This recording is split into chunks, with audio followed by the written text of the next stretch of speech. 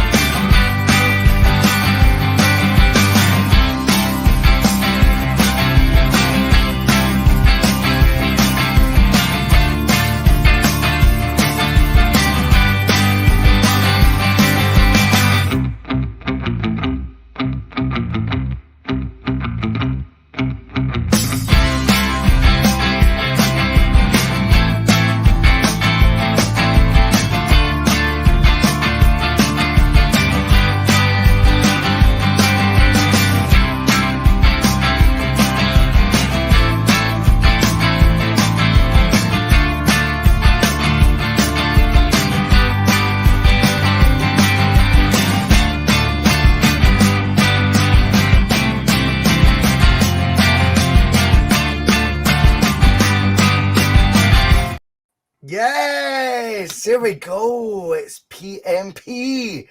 Celtic make it very cold outside for our rivals because it's just went to -12. Wrap up warm if you are in the west end of Glasgow tonight because it's getting a wee bit chilly out there. I am delighted to be joined on the P.M.P. tonight by the main man in Canada. Doesn't matter what time it is. His love for Celtic never dies. Liam, the punked up warlord. How the devil are you, big man? Good to have you on. Brilliant, Russell. Really good. Good, thanks. Nice decent time for a game today. 7 o'clock. So a decent time. Was that a late rise for you, pal? It was good. Yeah. I've got to go walk during when the sun's up.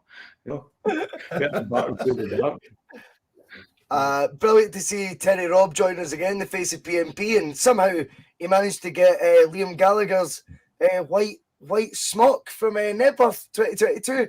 Don't know if any of you have ever seen that. But I mean, I was looking at you as the intro music was going on, Terry, and I thought, I kind of recognise that jacket. So there we go. That looks a bit like you, does it not? I'll take that. Your haircut, my top. Well, two of a kind, mate. Two of a kind. A big shout out to James, who just became a Boise Bus member. Legend. There's 99 watching live. Before we get into all the football, you know what to do. It's all that good stuff. Hit the like button. Hit subscribe. Share the channel. Do whatever the fuck you want. If you want to become a member like James, as so many others have, then there's an option at the bottom to do it. It's completely optional. All the content's free. As if anyone would actually pay to listen to my shite. Anyway, this is post-match pish. It is time to get stuck into the football because there's one hell of a gap growing, Terry. I always come to you first on post-match pish, right? It was a game of two halves though today, big man. It was a game of two, in my opinion, it was a game of two halves. I felt we had a hangover from Monday. I felt we kind of picked up from where we left off a wee bit there. I know the ending at Ibrox is brilliant in that, but we look at things honestly here. And we know that that performance overall was below par. I thought the first half today, key moment was getting the goal right before half-time. Second half, and just giving them a rollicking. The goals definitely helped. And I thought it were excellent. Absolutely excellent second half. And you just wish that was the first half. Because I think if that had been the first half, my prediction of 10 goals at some point could have came true because we absolutely battered them second half. But it was a funny one today because there was kind of that uncomfortable feeling for spells in the first half, and then the second half going, I don't want the final whistle to come. It's funny. It's funny you used to say that. I kind of thought today might be one of the bigger scores, but as always with these home games, it's about making the breakthrough. And it was great that it came just before halftime. But if it hadn't come, you're coming out for the second half, and it could have been a similarly sort of turgid affair where, and I don't even think it was a case of in the first half. I wouldn't criticise Kilmarnock in any way. I wouldn't say they were sitting in. I wouldn't say they were. I had that at 2-2. Yeah, I know. I wouldn't say they were sitting in. I wouldn't say there was nothing from their perspective where they were. I don't think Kilmarnock caused Celtic to be lackluster, to be a little bit pedestrian, to be to not have the urgency that we would expect. As you say, I think you've probably described it quite well. A bit of a hangover from Monday as well. I mean, we've obviously had the stories emanating around the bug in the camp. I was starting to think, is this still in effect? Have the guys not been able to train this week? What's happening? I think the second half kind of blew that one out of the water. Hatate just came into his own in the second half. And I actually thought the sort of last 25 minutes after the substitutions were made, it actually really did become an onslaught. I think we hit the woodwork 4 times, maybe in the last 10, 15 minutes. As you say, that game could have then ended up 6 or 7. And, it would have looked a lot more convincing. It was as comfortable a game as you could probably expect to get, but that goal before halftime was absolutely crucial. They come out at halftime level. It's it's a different ask. I think we've gone in, we've got the lead, but I think the manager, I'd be very surprised if he hasn't read some sort of riot act, because there was definitely a reaction in the second half. Alana Kearney comes in. This is the judge's wife. This is the good lady of the judge. Alana, hello. She says, I've barely had time to look around my apartment in Lanzarote before Mark, Judge Kearney, if you will, Alana, was dragging me out to see the second half.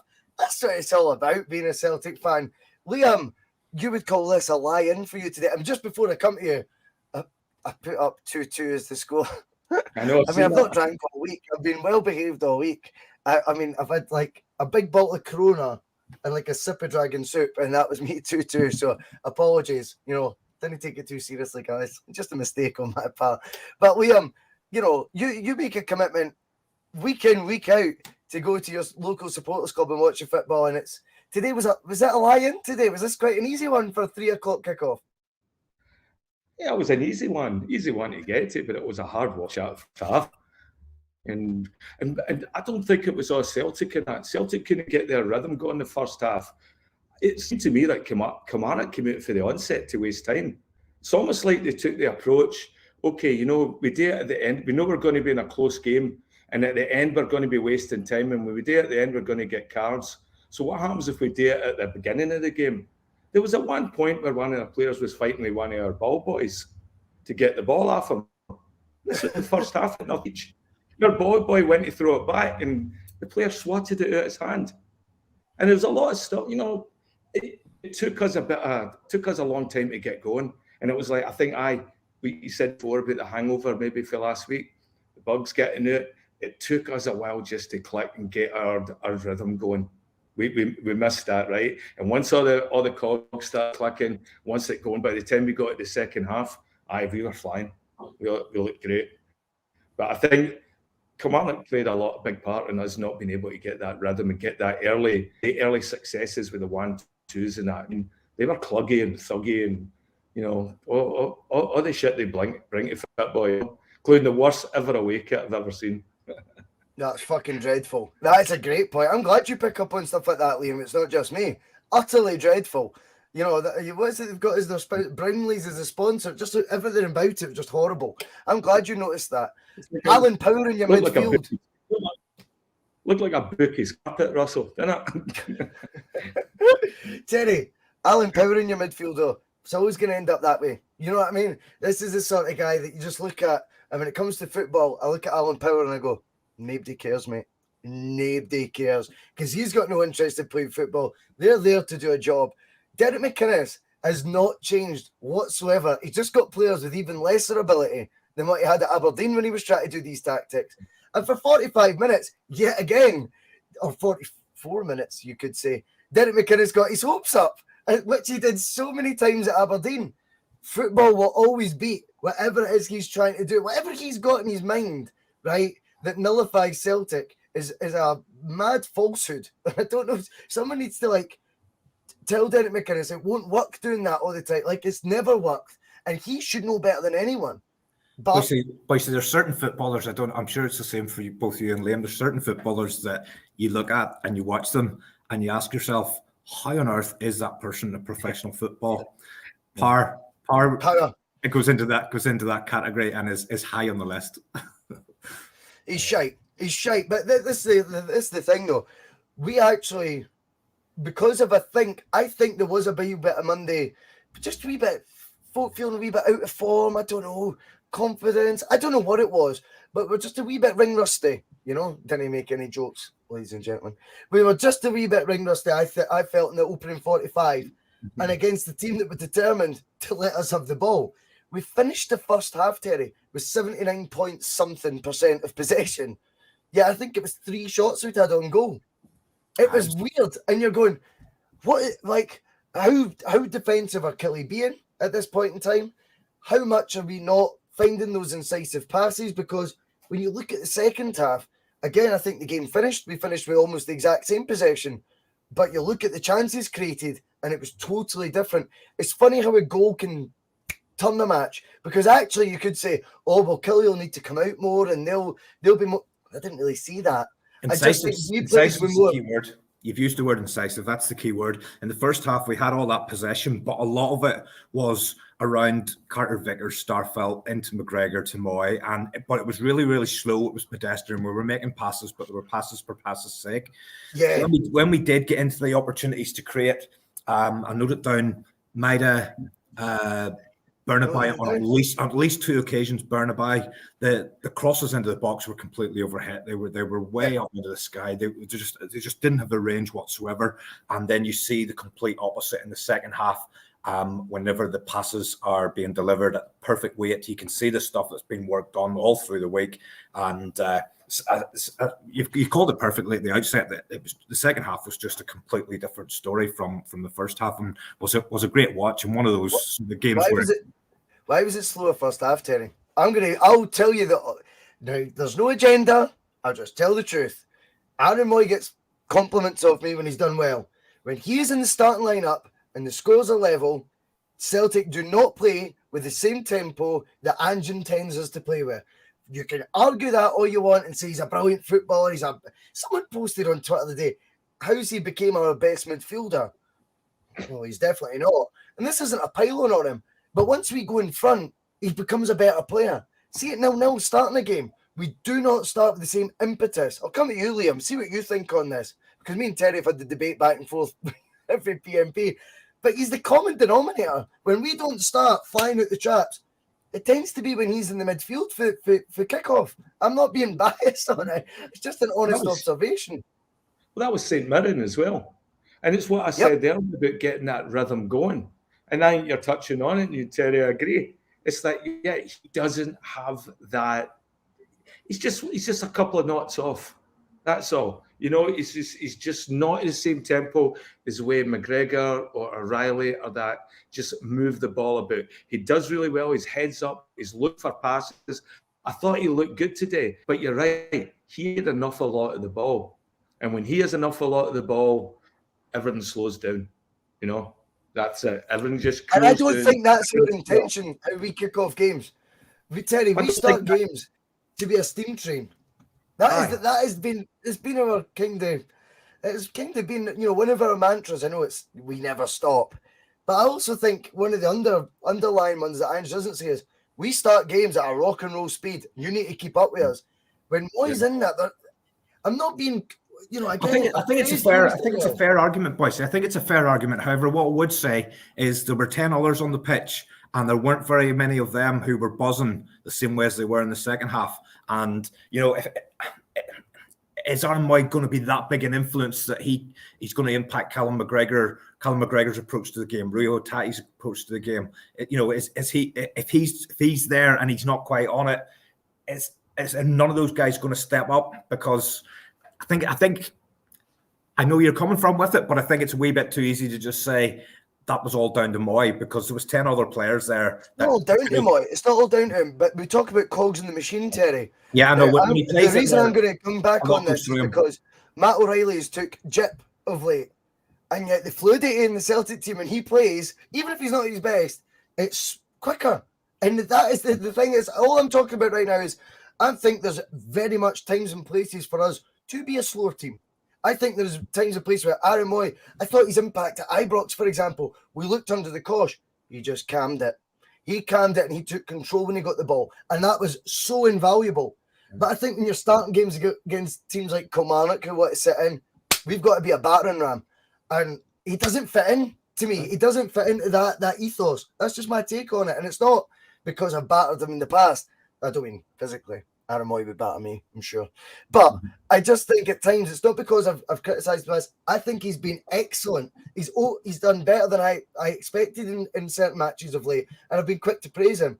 But I just feel games like this, when you're going to be up against Derek McInnes, anti-football, I'm not sure Moy's unlocking that door quick enough. If he was in the Crystal Maze, big man, he played a key pass for the second goal. He was the key man for the second goal. Well, that's when we're in front, though. When once we're in front, he's always good. I know. But here, what was your observations for? I thought O'Reilly looked sharp whenever he came on today, and maybe that little sort of nudge out of the team has, it's maybe resonated with him, and he's come on then to show actually I'm one of the main three in this team. Aye, Cooper's right. I think he plays Moy just to spite Boys. Say, look, none of you have a Moy t-shirt and wear it with pride like I do, so you can get that. You kick that into touch, me being anti-Moy. I just feel we do start slower and it didn't help us. But anyway, Jota gets the goal before half-time. And then it comes to the second half, Liam, and undeniably the goals boosted us. And Ange is obviously giving them a wee bit of a rocket, is he not? Or someone, and if Ange is maybe, I think Ange makes out he's reserved at halftime. If it's not him, Callum McGregor's giving the team a rocket, because the whole attitude, impetus that Celtic were playing with for the kickoff before the subs, and we'll get to the subs because we've got this debate to have on that. But I thought the impetus was different for the second half kicked off. I thought so as well. You saw much more movement from the players. Again, when we were first half, we were getting the ball and we were standing, and it was always a Kilmarnock player 2 or 3 feet away. The second half, we came out moving the ball. We moved it. And I thought we played really, really well there. I thought Hatate came into a game. I even thought Bernabe, he still looked a wee bit panicky at times, but I thought overall he had a pretty good game. He's coming in, he's playing a couple of balls. I'd like to see us playing. Pass in the first half, Liam. Aye, that one. The first half, it was class. Right, so I'm like to see that coming in. I thought his overlap was well. That was it. The whole second half, we just came out buzzing, and I think that was as well too. When you look at the substitutes that came on, they were buzzing as well, and I think they were told, "Listen, we got 3 boys waiting here to get on. They want to prove me wrong." And so I think they were playing for their positions. It doesn't matter, you're coming off in 20 minutes, but the boys coming on to replace you, I want to see, a big difference before you come off, and that will decide whether you start next week or not. So I think that was interesting. I thought O'Reilly was good. O'Reilly fits that role a lot better. I think he's creative on instinct. He's got intuition of a creative pass and things like that we've seen before. Moy thinks about it too much, and then we lose that spark and it's predictable. Whereas O'Reilly has that creative movement to him, and I thought he was good. I liked well with Hatate. Hatate, by the way, second half, unbelievable. See his turn, that's like Cruyff, like that wee shift that he does where he drops his shoulder, turns the other way, and then just knocks it a yard, but so he doesn't get tackled. He just moves effortlessly. It's like precision. Anyway, love watching that, but hey, that's my take in the second half, boys. No, that's fair. I mean, the thing is, Terry, as I say, for whatever reason, we did come at the traps, and it looked more like it. And Moy was part of that, by the way. So there's no, Moy bashing. He was part of that team. It got to 61 minutes, and rather than it being 75 minutes, 61 minutes gave us an opportunity to see, what if Giakoumakis is given a fair crack at the whip? Now, I know there was other substitutions made, including Moy coming off, but that's not the point I'm making before we want to jump on that. I felt then that last half hour, I wanted the game, Terry, to have another half. I wanted another 45 minutes of that, mate, because I just thought we looked so much more dangerous. There was more directness in the team. The pace had ramped up. And again, you've got to put a lot of it, not all of it, because you can't, you're not allowed to single people out for praise or criticism anymore. Everyone's got to be, the team effort, because it's unfair and stuff. We live in a universe where you're not allowed to do that, Terry. But Giakoumakis was fucking brilliant, right, in that last half an hour. And he's not just good going forward. They get set pieces. He defends them. He's a third centre-back in there. And he's up for winning those sort of battles. I loved what I seen off him. And do you know what's so frustrating? Because on Thursday night, we were questioned. We let the forum open up. And I said, I've made peace with the fact he's away. Today makes that trickier. Because I just don't know how we improve on that position when we are apparently haggling over 2.2 million for the South Korean striker. I don't know how we think we can buy an improvement on Giakoumakis if we're in restraints of that sort of bullshit bargain basement transfer sort of fee for a player. I mean, that's just ridiculous. And you look at his impact today, once he gets a fair amount of time in the park, not 12 minutes chasing a goal, but all the pressure of the world on his shoulders, 30 minutes against the team we knew we had by then, right? We knew we had them by the bollocks, right?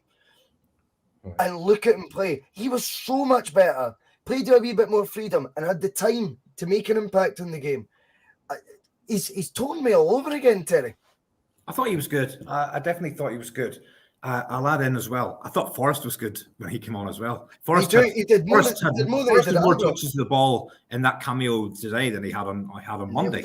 I thought Abada looked lively when he came on. I thought all the guys that came on looked good. I thought Matt O'Reilly as well. Giakoumakis, I mean, I have no idea how he didn't score, to be honest. I have no idea how James Forrest didn't score. The Giakoumakis one, I've been thinking about this, Boise. I don't see us bringing in a better striker than him. No. This is the problem. I don't see whoever comes in getting much game time because Kyogo's going to play every game.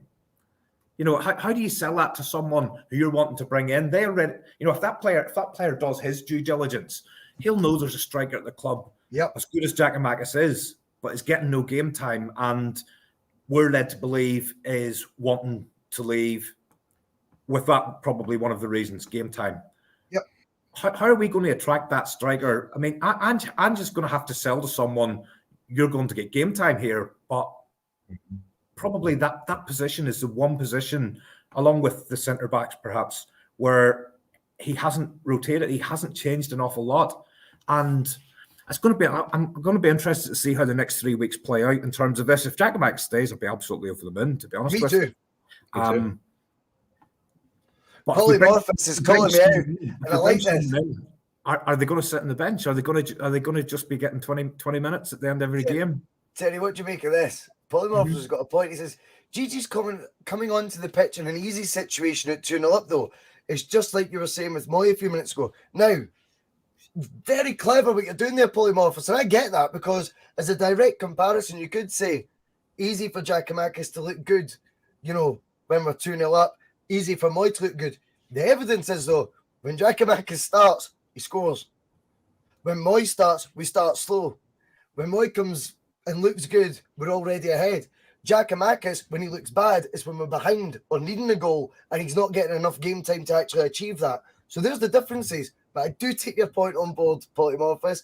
But you're trying to mirror up two things, in my opinion, that are actually different. For me, though, Liam, Giakoumakis showed an energy again today. Maybe I don't know, maybe it was just because he was getting that extra 12, 13 minutes on the pitch. He felt half an hour. I'm worthy of half an hour. That's fair. Now it's a bit more fair. And he didn't come on, with the shoulders down, the head down and looking that sulky way that he has done. And it's undeniably he has. And we've read into what the reasons are for that. And sometimes we can be right, sometimes we can be wrong on that. But I felt today he came on with a really brilliant attitude. There was one point, even the commentator on Celtic TV's like, and that's Giakoumakis playing it in field. He was in the left wing inside our own half, just desperate to get him out. But it wasn't because he was desperate for touches of the ball, just a team player, mate. A team player. Aye. And I think you also seen there was a turning shot that he did straight to the goalkeeper, which I went, that's what he's there for. No one else thinks that team. And then there was the takers for outside the box. That ball looked like it was looping a million miles over the bar. Dips, hits the bar. And you go, wow, there was some dip on that. And then there was the bullet header, which I think hit the post. And then the keeper saves. And just there was various moments you thought, that's him in a wee snapshot half an hour. Aye. Are we going to, if we can't achieve the £2.5–3 million fee required for a South Korean striker because we're bidding 2.2, and that's a Lowell production. I don't care what anyone says. It is. If that's where we're going to be, if that's going to be our supermarket for a striker, we're better off just keeping chaos. Oh, I mean, we know what we're getting. I mean, I think this whole thing is a Greek tragedy. It's like, how has it got to this point? Because it doesn't seem to make football sense. So as somebody said before, is this part of Ange's mind games? As he's showing you that if you don't fully commit to the team, he'll space you out or something. And he's wanting people that are committed to the team, doesn't care about what your contract situation is, and it might be one of these like tough love approaches. And as I said, I don't know. We talked about it before. Do we think Ange even signed Giakoumakis, or was that somebody that Dominic Mackay signed or the board signed? So we just assumed that Ange signed them. Liam, there's undeniably an argument to be made, pal. I'll come back to you. That there were signings made in Ange's first transfer window that weren't necessarily players Ange's recommended to the board, but the board may have recommended to him. And whilst matters were needs must, when you get pitched the Eredivisie top scorer, I think that's a no-brainer to say yes. Now, and I've been on the pod saying this the past week. Maybe Ange's now at a stage where he goes, he's good, but he doesn't quite do what I want my striker to do. I know he's a cult hero, but fuck it, I don't care. He just doesn't quite do what I want the striker to do. That may well be the case. And then at the end of the day, it was a means to an end. But from a fan's point of view, I don't need all that, clouding my judgment when I'm watching the game. As far as I'm concerned, he brings a hell of a lot to the table, William. Well, I've never went to a match to support a manager really before, my favourite are always the players. And that's when I look at, as a fan watching Giakoumakis, I like that style of football. I like that sort of chaos, as we call it, because those points where we're scrambling for a goal and we've tried every single tactical and positional and that thing. You need somebody that's going to do a spin around and a kick or an over. Remember, he was scoring with overhead kick for fun last year. That bullet header. I don't see anybody that's got all these sort of tricks. What you call it in your locker, whatever they say, than Giakoumakis. He seems to be. He brings a different type of football that none of our other players are capable of playing at that level. He's like an Ibrahimovic in a sense. He's big. I know what you mean. And imagine if you're playing against him, you couldn't keep your eye off him. Kyogo, you could let wander a wee bit and he could hurt you and all that. But Giakoumakis could hurt you in like 10 different ways. So I think it's hard to replace. How do you replace that? I'm just looking at CJ's point there, boys, just before you cut in. And what do you reckon, Giakoumakis? What do you reckon he's on? What do you reckon? And you don't need to answer that. What do you reckon he's on? What do you reckon he wants? If he's been brought in on a certain contract and with promises, with some kind of promises, I would be pretty happy that he's delivered on his side of the deal with his performances last season. I'm guessing he's not on a king's ransom. I mean, he was the top scorer in Holland that season. That at that stage, that was the only season when he'd actually scored a lot of goals, and that's probably how he ended up at a Celtic, as opposed to where the top scorer in Holland usually goes to. I mean, if we look at Donny Malen, was the second top goal scorer in Holland that season. He moved to Dortmund for 40 million or something like that. You've just seen Corey Gagpo move to Man U for 50, 60 million. the top goal scorer in Holland usually moves for a real premium. And I know Premium. I know there was the talk around what his fee would have been, except for the agreed No, his relegation. release clause was £12 million.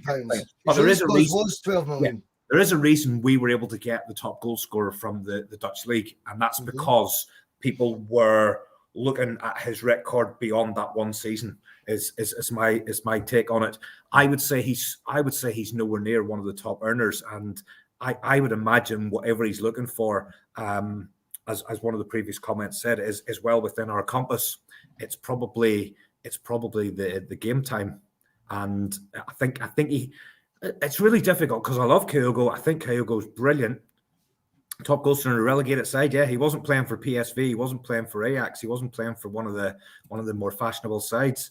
You know, whatever he's looking is going to be within our compass. It just comes down to game time for me. It really does. And you know, he's been here a year and a half, and at no point can he consider himself to be the top striker or to be getting anywhere near level game time. You need to remember, Russell, that he was the top scorer during that COVID league, right? There was a lot of dodgy, there was a lot of people won leagues and top positions and all that were quite a surprise that year. So that year he was the top scorer in Holland. That was that COVID season as well. I wonder if that factors into it as well, and that could have factored into his price as well. I think we want to watch. I think there was someone who was on his clause, his relegation clause, and they were on fire, whoever that was. It's very interesting when you think about it, because it was still 2.6, I believe, £1 million that we splashed on Jack. It was splashed. I mean, fuck me. 2022. I mean, it's less than what players are costing 22 years ago. But 2.6 million was paid for him on the basis that we found out he had this release clause, right? That the top scorer for Holland, who's meant to have a release clause of 12 million, is now 2.6. Now, it's very interesting. If you believe the reports that are circulating right now, Celtic are bidding 2.2 million for a guy who just scored 2 goals at a World Cup. Now, Terry, you tell me if there is truth in that, where the sense in all this is, because I don't see a benefit to Celtic in losing. And it doesn't matter whether Giakoumakis was attracting interest with Dortmund, Real Madrid. It matters what he did for us last season. He was fucking brilliant, right? End of story. I watched him today and I thought, that's still what he brings to the table, right? We got him for 2.8 million. Will we get that same value again?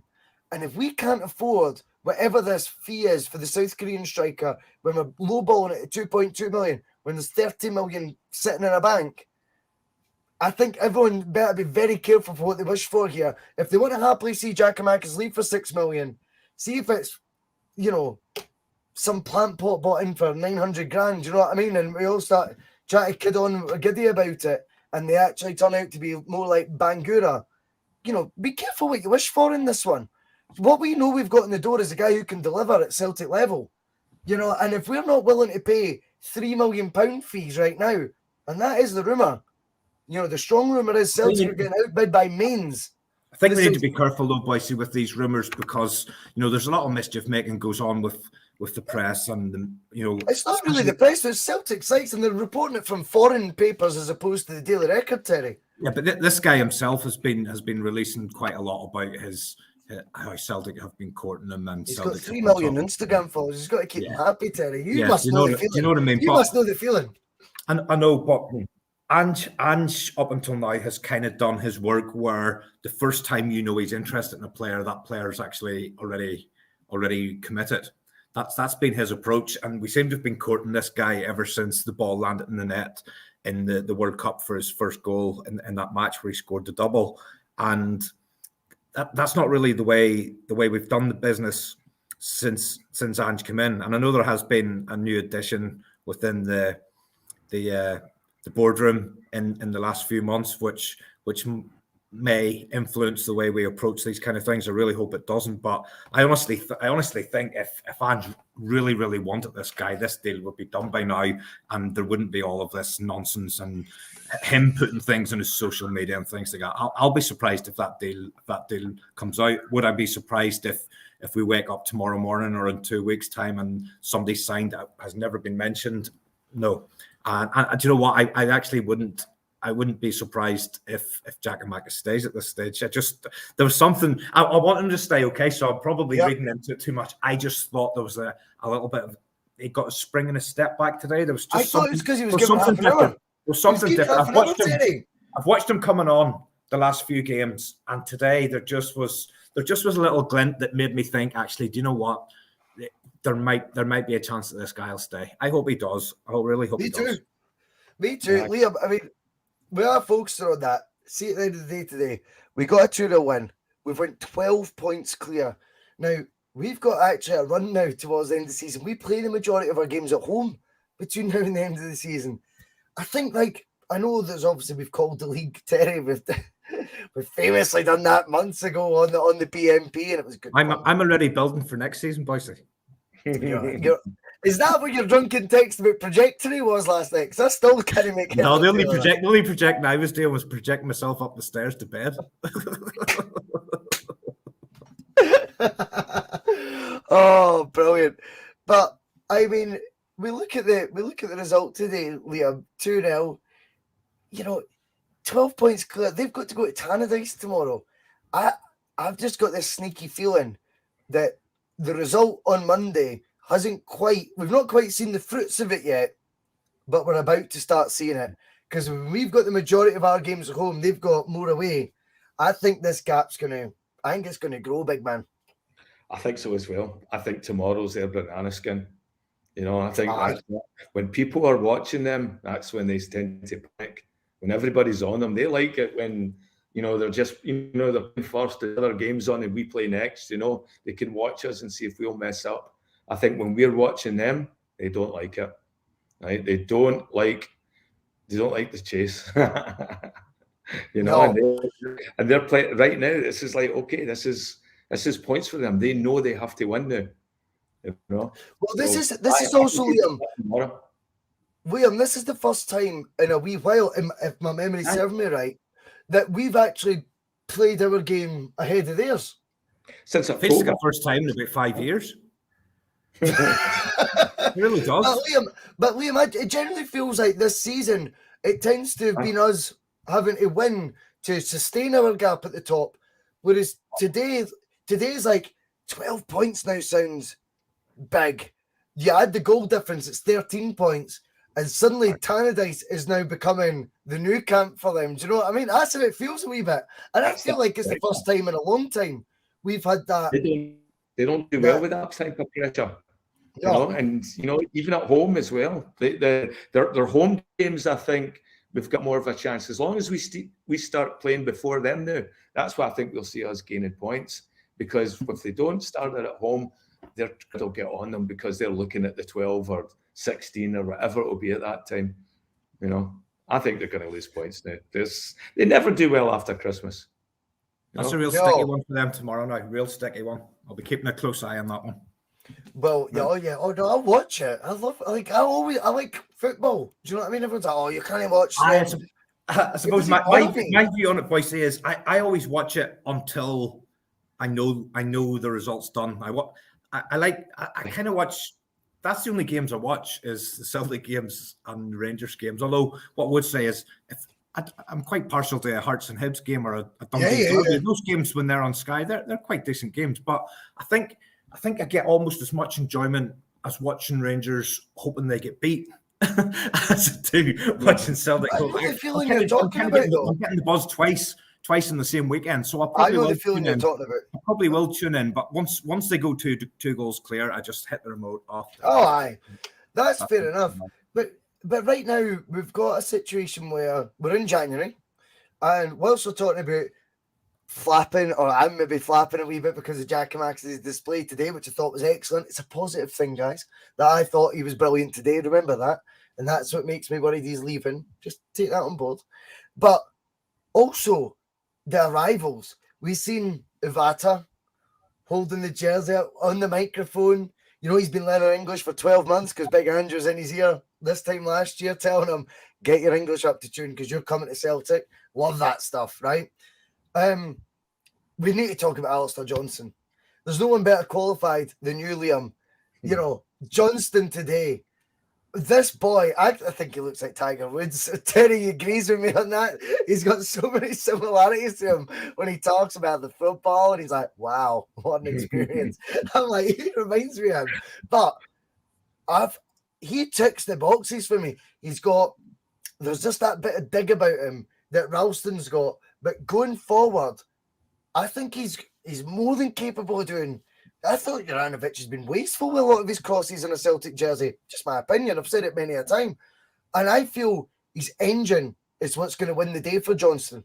His engine. He looks seriously fit. And I'm very excited by what he's going to bring to the table. And that's a signing we made 3-4 weeks before the window opened. I like that, Liam. He's got a hockey player vibe, right? So who's it? Connor? Connor's we call him the lumberjack or Liam. The lumberjack. Aye. And this is a guy that grew up playing in, I think he played in the Ontario Soccer Association thing. Mm-hmm. I saw Scottish and English coaches, guys from Newcastle and Liverpool and Glasgow and Edinburgh and you know, they know how to take these players that are really good physical, like hard players, like there's nothing shy about them. And playing hockey helps you with that. You take a hit and you learn how to get hit. He's got that physicality to him that's really good, but it's no dirty. He's not going to be attracting and drawing all sorts of fouls. No. He just knows how to. He knows how to leave a bit though. I love that.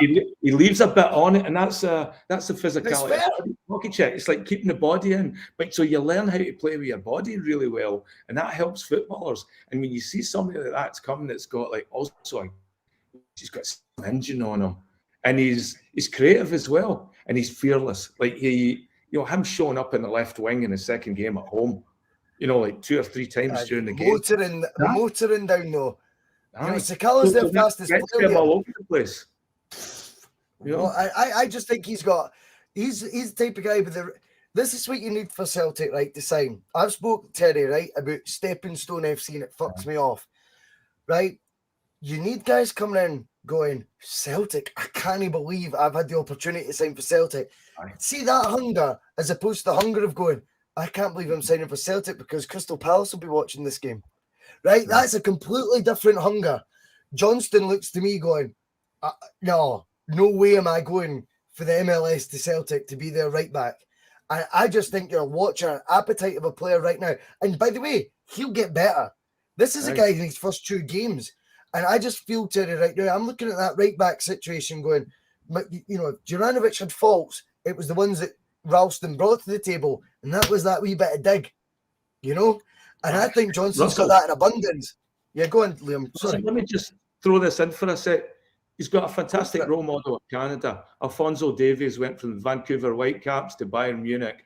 Alphonso Davies, when you watch him in the World Cup, that guy was a brilliant player. And he's played in European Championship finals. And he's the one, that's the blueprint for Alistair Johnston right there. He knew he went to a big club. He's at a big club. This is a showcase.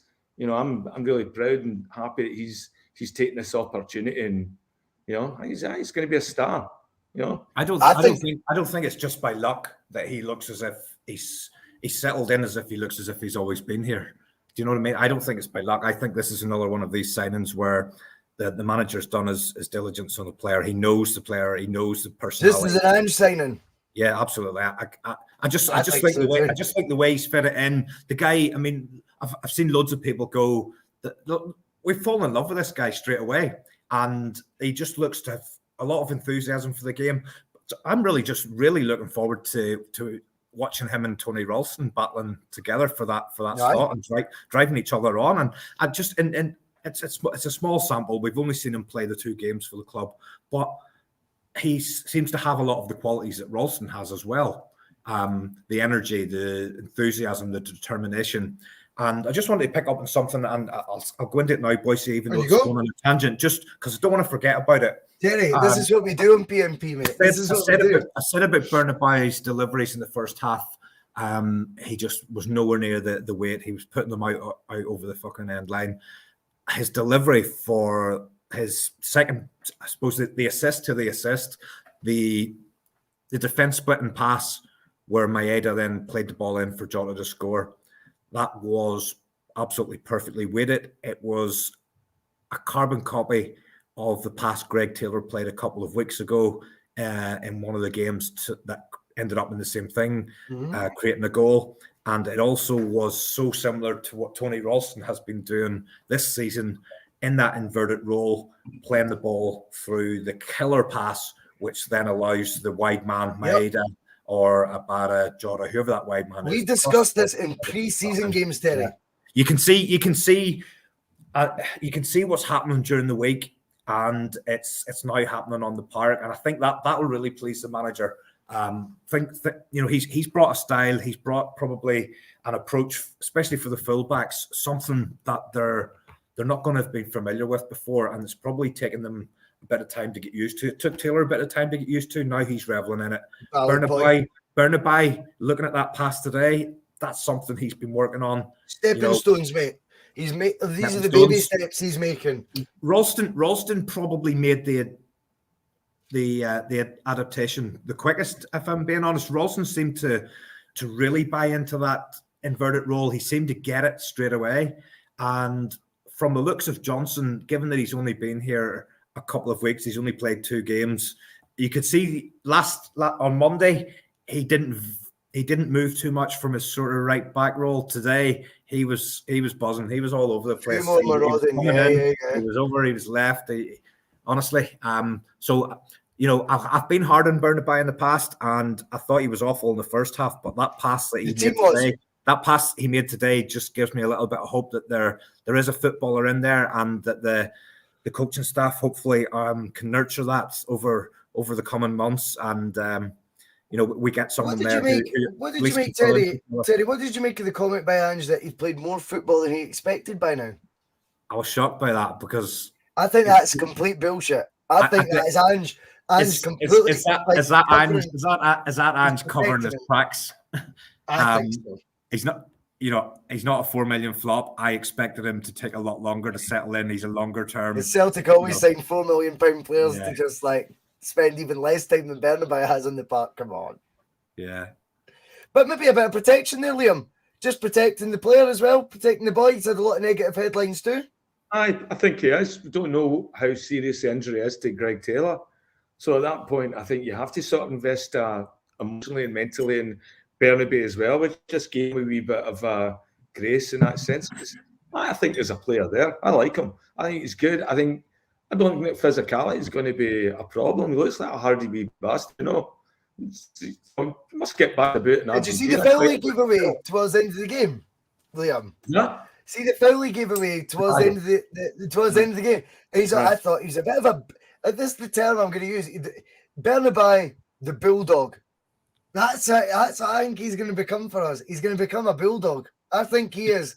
I think he's hardy. I've just got the feeling he's going to start once he comes out his shell, because he's comfortable playing the system. I think we might start seeing some. Not quite Stephen Mahy. No. But I think that's what we need to do. Bernabei the bulldog, Liam. But you seen it after Maeda today. When was the last time you seen Maeda get up with anybody and gave him a push? They're jumping, helping people up. No, I'm doing, And I like to see that in him. I want to see a wee bit of that coming for Bernabei as well. I was a bit disappointed in the first half when Hatate got knocked doing it. Eddie was standing standing at the top of him, like WWF style. And I was like, all right, what's that about? And I would have wanted to see one of our players run over and just had a wee words or something. Because let's talk about that, Terry. Maeda, I had a bit of the show. I wanted to talk about Maeda again because he fascinates me as a footballer, right? And I think, Terry, he's been linked with Southampton of late. And by the way, not just paper talk, the radio stations are on about it as well. This is apparently quite concrete there has been Southampton scouts either up today or already watching Daizen Maeda. A lot of it maybe based on the World Cup displays and maybe his form since then. He's a fascinating footballer to me. Like, fascinating. I watched him he got the ball came in the box at one point, and he's already stumbling back on his heels, and he kind of mishits it. In the first half, there was moments, I went, his first touch, I'm like, oh my God, like, nobody else gets away with that. But everything else he brings to the team as a whole, it's hard to argue with it because, me and you discussed this before, he's got a presence now, Maeda. He's got this aura. When he's closing you down, a defender knows Maeda's closing me down. Right? See, before it's a player's closing me down and they might have a wee bit more, an extra second of time to play the pass. See with Maeda, it's Maeda. He forces panic, right?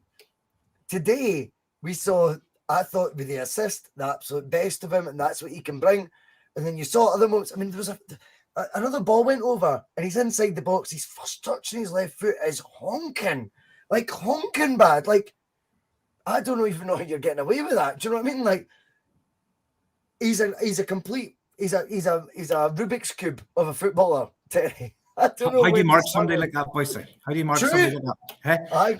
There was one today that springs to my mind where he sort of dangled a leg for it, and I'm going, diving header, you score all day, and he sort of hung a leg out. I think that sort of 20-second spell, that 20-second spell where he missed the open goal and then scored the wonder goal, I think that just sums him up. He struggles to do the simple things that he should be able to do easy, and he absolutely revels and is brilliant at doing some of the. He reminds you of Agat.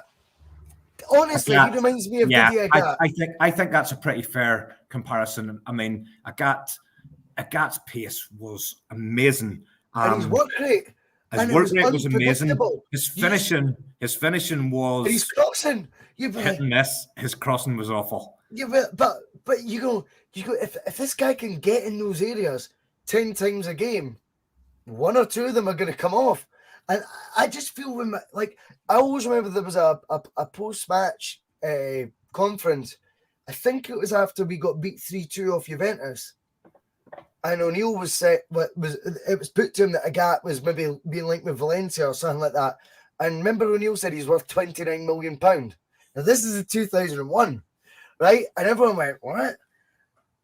But the point was, you went, you're not doing the klaxon anymore, boys, you know? No. O'Neill broke my heart. Listen, I'm sure Martin O'Neill, once he gets his big packet of salt, ready salted squares, and he gets his big tub of Mackey's vanilla ice cream, he'll have the time of his life, because I'm sure that's what they're paying him in. But I think when you look at Agat, then you thought, I know he's been amazing, Martin, and he did kind of take the piss out. I think it was Ambrota who was left wing back. He beat him a million times. Right. How effective was it? It led to at least one goal, but there's probably another 9 times you're going, where's that ball going? A conundrum of a footballer is Maeda, but I do understand, Terry, why maybe Southampton, something like that, you go, but he's one of those, he's like a joker in the pack. Yeah. Chuck him in. No one knows how to deal with him because, and see when he is pressing, you fucking know he's pressing, right? You know it's him that's pressing, and he does it at such a pace. But then when he gets the ball, he's that unpredictable because his touch can be either that bad, or then as you see at Ibrox, his touch was shite, and then suddenly, see if your touch is that bad, like it was at Ibrox, Tavernier had the chance to clear that. Then it ricochets back to him. It suddenly looks like a natural, the best number 9 ever. Takes a beautiful touch, opens the body, curls it home, and you go, how is that the same guy? Those teams down there have got so much money. See if they've watched him in the World Cup. See if they've heard one of the English pundits just make a positive comment about him. Then they've seen that goal where he runs from the halfway line. Then they've seen him score in the Glasgow Derby. So on the basis of those little snippets, somebody will write a check for 10, 15, no bother. Do you know what I'm saying? Because it's not, it's silly money. There could be surprises like that. We probably would never have been expecting anybody to come in for Daizen Maeda for all sort of reasons that you've outlined there. Yeah, but he was the only one called up for Japan. Aye. And yet we both, let's be honest, all three of us, if we're telling the truth, if you were to drop one of the 3 Japanese regulars, right, you would be keeping Itati in the team, right? You'd be keeping Kyogo and Maeda. You know, what's that game? You know, winch, marry, or dump. You know what I mean? Or whatever it's called. You know what I mean? Like, avoid. You know, I think Kyogo and Itati would be preferred to the. And yet, the only one called up for Japan was Maeda. I thought he was superb today. I think he, from the World Cup, I think you can see he's got a bit of confidence. He's not just a hard worker. He's took a level beyond that. He's getting the ball. He's facing his full back up. He's got a confidence now where he's knocking that ball. Didier Agat used to just knock the ball into space, and he knew he could outrun anybody. Abada's knocking the ball past him. He's going past him. Some of his deliveries have been excellent, and he has been. You know, he has got quite a good return of assists from when he joined Celtic, and I've been really pleased with him. I thought he was really, really good today, and he was popping up on the right at times. The annoying thing, I suppose, the most annoying thing for me about Maeda playing well is that he's keeping Jota off the left. And Jota just does not look the same player on the right to me. He just doesn't. He needs to get his hair sorted as well. His hair. He needs to get that mustache. It looks like what Ange Postecoglou used to look like. There's 2 people that sort their moustaches out. There's Jota and Roy Keane. I don't know what they're doing. I really don't. Listen, you can tell Roy Keane that bit. You tell Jota and I'll tell Jota. You tell Roy Keane. You do it. Oh dear. Well, see, at the end of the day, Liam, we're in a situation now. All has been said and done. We've seen Celtic produced the good, the bad, and the ugly today, you could say. And I think initially today we had to shake off the hangover at Ibrox. And it was Jota, Tash or no Tash. I love how Terry does that with an optic, by the way. It takes me back to owning a pub. I used to do that all the time with my head underneath it. But, you know, today's game ramps up the pressure on the opposition, yes. But also, for Celtic point of view, it's yet another win. I mean, you look at the league table, you know, 19 wins for 21 games this season.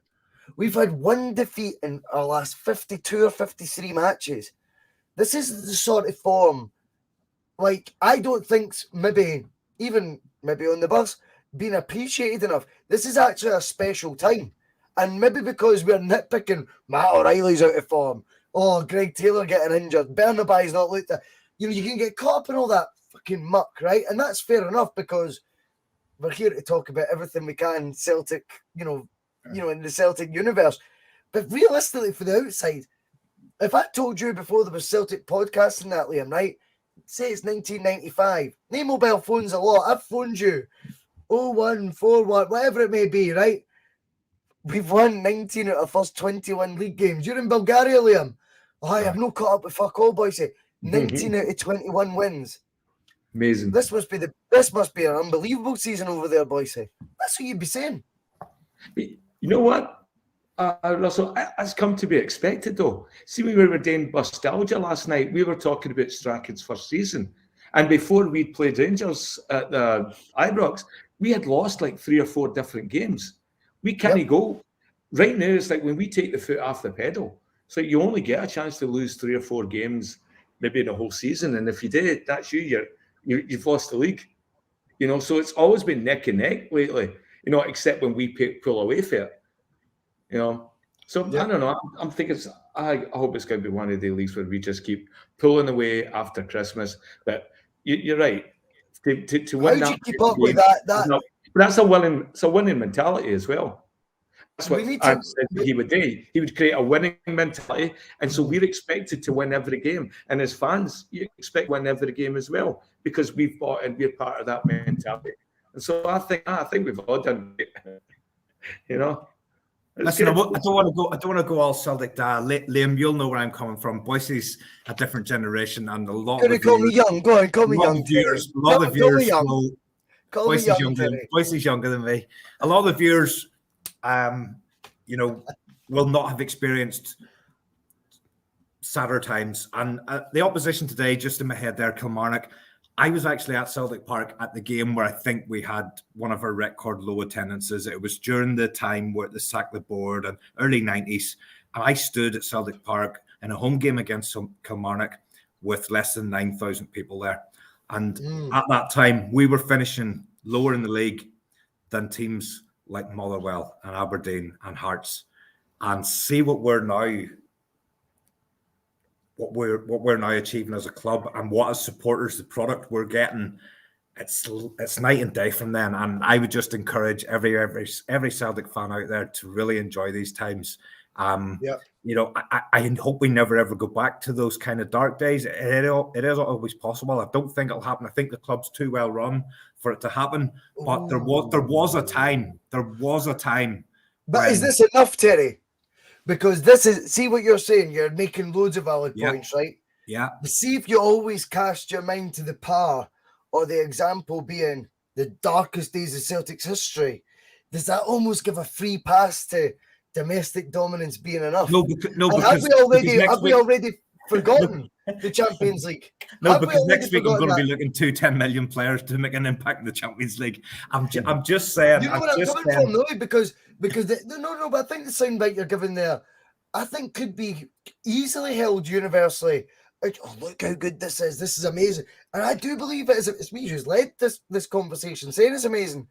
But I'm also so conscious of it. Going, I feared I would fall in this trap where I go, because European football's in the dust and just being brilliant domestically and pumping Kilmarnock with 80% possession, suddenly that's enough for me again, because there's the European football. Eventually we need to go, I would take 3 defeats in the last 60, would still win the league, right? Still win the league, but sacrifice that for mere points on the board of the big boys table. That's the next challenge I feel for Celtic. And yes, we need to enjoy this. We need to enjoy it domestically because that's all we've got. But I hope people don't fool themselves into thinking this is all that Celtic competing, because it ain't. Celtic start the season in more competition. We've got to this point before. We've got to this position that we're in before lots of times, and we never seem to put the foot to the accelerator. We always seem to just let others catch up. I know exactly what you're saying. I think the point I was trying to make was there was a period where you were going to watch Celtic at home to Kilmarnock and you were actually fucking hoping you would get a result or hoping you wouldn't get beat. But that's the low bar though, Terry. Yeah. I know it is. You've got to accept that as well. Like, and it's not because everything's got to be sugar coated either. But I do feel that's a really low bar to always be, compared to. Liam, I think now it's about going, we should be, with the team we've got, the manager, the elite manager we've got, we all want to rave about him. So if that's all the case, then next season it's time to, we need to be looking already at the summer and going, we'll run away with this league if we're as good as what we think. And I do believe we will. I think the points gap will extend. That's my honest opinion. This time next year, don't be talking in January about just domestic football. I want to be talking about in January and going, hello. By the way, Liam, mind we've got that second round Champions League fixture to look forward to, or that Europa League last 16 fixture to look forward to. I want that to be part of the equation as well. Does that make sense? Never take your eyes off that. I want us to have big expectations. I go into every single game thinking we're going to win. And I don't want that to slide just because we get complacent of winning the league and that. And I don't think that's how our fan base has worked. I think we are the way we are because we as fans challenge the club to get better. That we don't sit in our hands like a lot of those English teams and just, like, oh, well, it was good, we got a draw, or, stuff like that. No, we expect to win every game because that's what we've put into Celtic emotionally. And so, yeah, I want to see the board and I want to see the management and Ange and all that, respond similar. And so that's every game that we go into, including going into Europe, we're not just happy to be there. We've had players at the World Cup. So we've had players on the biggest stage. So there's no way we should just be happy to be in the proper Champions League. We deserve to be there. And our fans have set everything up in the best possible way so that club can achieve success through the amount of emotion and money that we've put into that club. And so all's in their court. Let's do it. So this is a great time. But let's make sure It's we're all We working towards capitalise on it. Aye. I agree, because we've shown our intent. Let them show their intent, okay? We've showed it after what happened with Neil Lennon and the COVID season and all that stuff. We stuck through this. We've watched a team be rebuilt.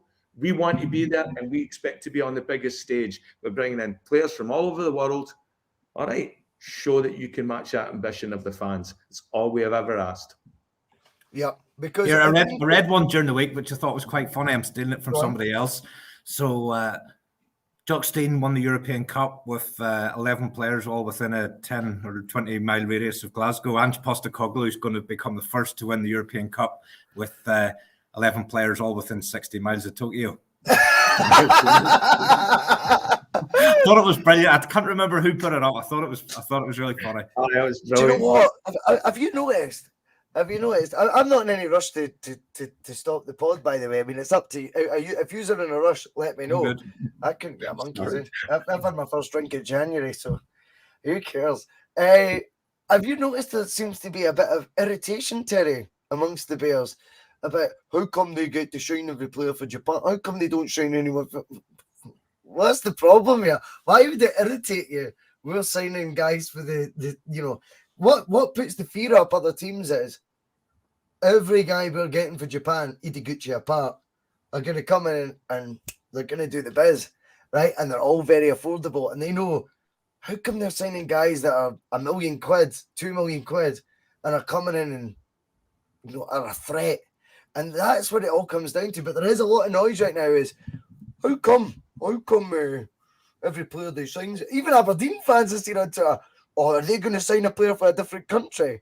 Get to fuck. Right, hey, see if Ange found a gold mine. I'm sitting in a gold mine. See if he's sitting in a gold mine of players and we can get them in at good value. I'm all for it. Bring me another J League player this January. I don't care. This is exciting. What's annoying me is that imbecile Bale he's copying Ange. I mean, he's copied Ange. He's copied Ange with the way he's talked. He's talked about how he's got this philosophy about how his team are going to play. It's going to be blood and thunder. It's going to be attacking football. Terry, did I tell you we got podcast of the month? And I was actually going to get all you standing behind me. There'll be podcast of the month. I just want to thank my coaching staff. See when he did that? I thought, it was unbelievable. It was unbelievable. It's actually cringe. It's cringe, Michael, Mickey, copycat, Nico, whatever you want to call yourself. You ain't Ange. Right? Here, just to clear one up from last week. I probably didn't realise this, but when I was talking about Mickey Bo was a character from a wee Northern Ireland film where two wee young lads, one a Catholic and one a Protestant, they ran away, and their dream was to run away to America or Australia or somewhere. And I was referring to Mickey Beale as Mickey Bo, just a wee bit of humour. But he really makes me laugh, and every time he opens his mouth, all I can see is Danny Dyer just this sitting there talking shite on EastEnders, like trying to big himself up or something. I don't know, but he's completely. He's in all of Ange. He's in all of him. He's went, I'm going to go up there and I'm going to do what he did. Yeah. But I'm going to wear Stevie G's jacket whilst I do it. So the fans have the nostalgia of Stevie G, but I'm going to just copy everything Ange does. And I'm like, oh, Mickey. He's sitting now with an atlas out thinking, where is there a country in the world that I can just fucking go and get 3 or 4 players who are going to make me better? And then we can start to have that sort of manager association. Liam, do you think he will sign a J League player this month, though? No chance. I do. I think Rangers at least... He won't be any use because we've took all the good... one for an MLS player. If they can't afford it, I definitely think they'll be linked with a player for Japan this month. I'm convinced of it. I think they'll go MLS, Boyson. I think it'll be MLS. I think they'll try and go that route. That would make much more sense for them. They've already got a relationship with Arfield. He's played for Canada. And then they've got loads and loads of states there. So, I mean, I could see something coming from that and trying to do what we've done with Johnson. See, I don't think he's got the infrastructure for Japanese. He doesn't know the culture. And, Ange has worked with a lot of those players for a long time and the interpreters and all that. So he's bringing all that backroom stuff to deal with just one. to get the best. Imagine Liam. Imagine he signs a Japanese player, and the guy standing there on his first day. Mickey's turning around, going, "What the fuck do you do now?" Well, let's get one thing clear though. Like Hearts have just signed a J League player. Have they? I didn't even from know that. From the club the Kyogo came from. Yeah, I can't remember the name. Begins with a V. I think but Hearts have just signed one on a 5-year deal or 5-year deal. And I think the fans would go off the head because it's too much to cop of us if they were to do that. It's just too it's like the Australia trip. You know what I mean? It's becoming a Ricky Gervais sitcom where he's playing a manager at this point. You know, it's not like but that photo of the coaching staff, the manager of the month award, I thought. Here, do you know what? The next thing is one of the coaches will have a fucking iPad. Copying, tracking. He'll have an iPad out next week, you see. He'll get you an iPad. That's the way forward. How do you use it? Don't worry, don't matter. Just make sure the iPad's on show. But do you know what's also interesting, right, about the situation between the two clubs is, you know, I think Gio, right, was in a world of honesty, you know, which I always appreciate in life, right? And I've always told the truth. We had, you know, the pod wars and all that bullshit, right? See that we fell in all that. I always told the truth, right? And sometimes you can come a cropper for telling the truth. Gio van Bronckhorst undeniably always told the truth. And they're like, well, fuck the truth. We've literally lived on a I don't even know, a bed of lies for years. We don't need the truth coming our way. And that's what cost them. Beals came back. And it's back to, you know, the spell where we dominated Celtic. When did that happen? Like, there was a year where there was no fans and you won one trophy at the available 3. I mean, this is madness. And I also feel right now there's a humility about Ange. Where Ange is, he's called out referees and everyone's going, oh, he's bought in the conspiracy theory, Liam. We know that ain't the style of our manager. What he's doing is doing everything cut and dry. In fact, remember if you used to put oil, if you're, you know, using the deep fat fryer, crisp and dry. That's what Ange has been recently. He's been crisp and dry. That's all he's doing. He's just going, if it was Rangers, you'd all be telling us it was a title costing thing. Before I come to you, Liam, I'm just going to quickly say, William McCartney, best bus I've ever been on. You're all pure quality slange. Thank you so much, William. Appreciate it. Liam, I'll let you go. I'm going to go for a pee. Let you two talk. Right.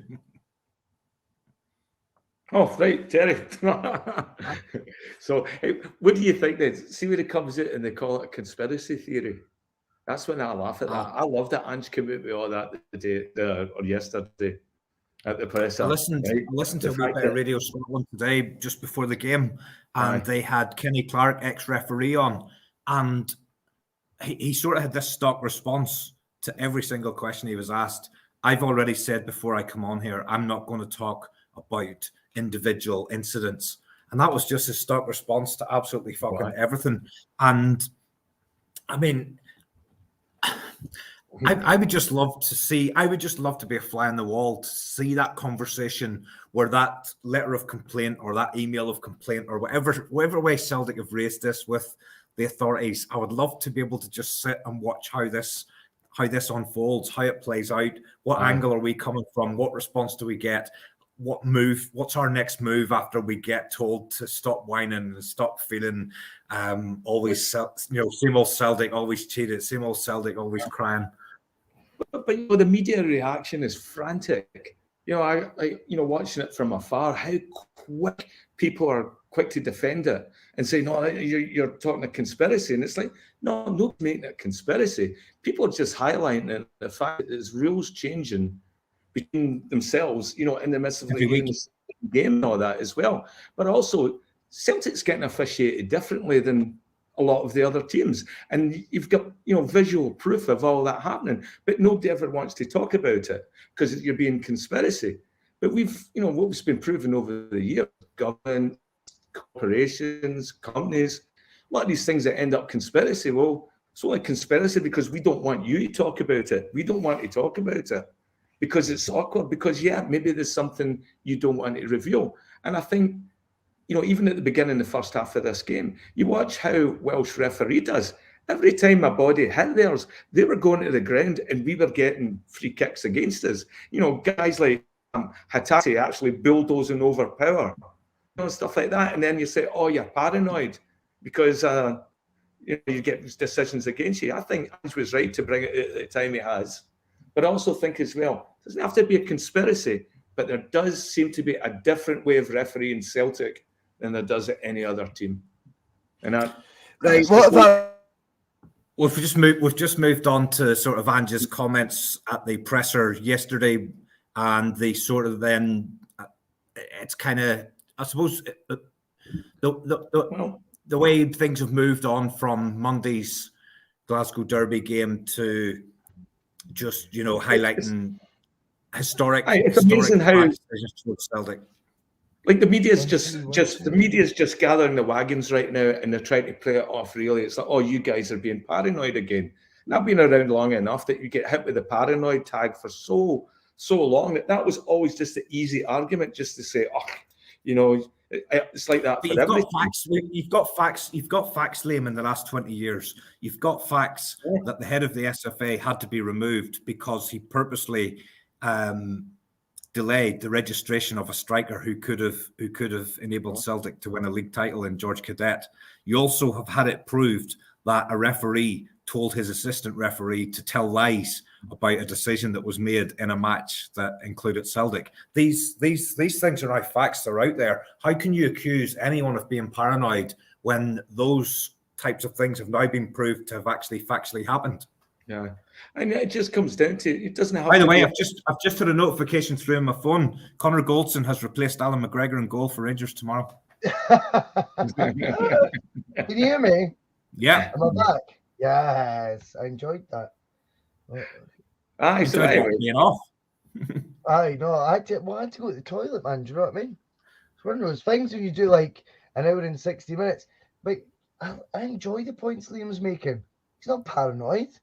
It's not. See, when you get that deflection, that's when you know the sign to cover. That's the complete deflection. Why not talk about the incidents that have happened against Celtic? And see, today, the one big shock for me, Terry, was we didn't get a penalty when we were Jota against Jota. I thought they could have given one against Jota. I thought they could, but I always thought today was going to be one of those ones. There definitely wouldn't be anything given against us today. But I did think we would get a soft decision when we were ahead as a sort of lamb to the slaughter. Because we got a penalty earlier on this season, which I think was debatable. And then the narrative completely changes to you've moaned all week and now you've got a decision. Are you happy, Celtic? This is transparency, though. Like, see if you can't see, like, how obvious it is. You look at the defining decisions and they don't go our way. I don't like being, woe is me. I'll tell you one argument that's flawed.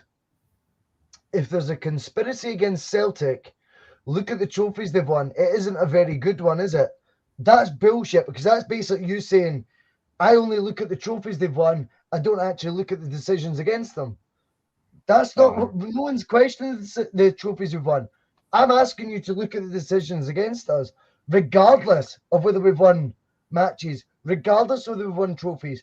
I've always said, Terry, before we've done P.M.P, me and you've done it a million times now, it's good to talk about it when we've won a game, because I think it's healthy.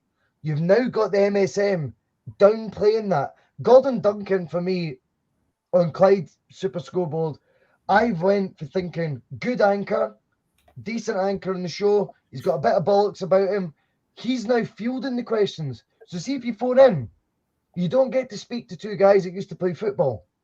He answers the questions for them. And it's like he used to work for the SFA. Folk I don't know if folk know that or not. He used to work for the SFA. So the guy who's hosting the phone-in is now actually batting the questions back to the caller. Now, if you're a caller to a national phone-in, I would want to speak to two guys who've played the game. The two guys sitting beside him, the two qualified guys, that's who you phone. You phone the two guys going, what did you make of that? He's now answering all the questions about refereeing decisions. That's why he's getting a lot of hate on social media. But if you listen to it, I don't agree with personal stuff on Twitter, and I've said that a million times. But if you listen to the show, he is making it the Gordon Duncan show because he's too defensive about an organisation he clearly used to work for, or maybe still does bits and bobs for. I don't know. But really, Simon Donnelly went on. Was it Thursday? Simon Donnelly he does Celtic TV and he does once a week on Clyde One. He is not like Matt Wilson gets his gig on Sky probably through Gordon Duncan, right? So he's got to be like, oh, airy fairy. Simon Donnelly was pretty much, I don't get it then. Why was that decision made when I look at the other decisions?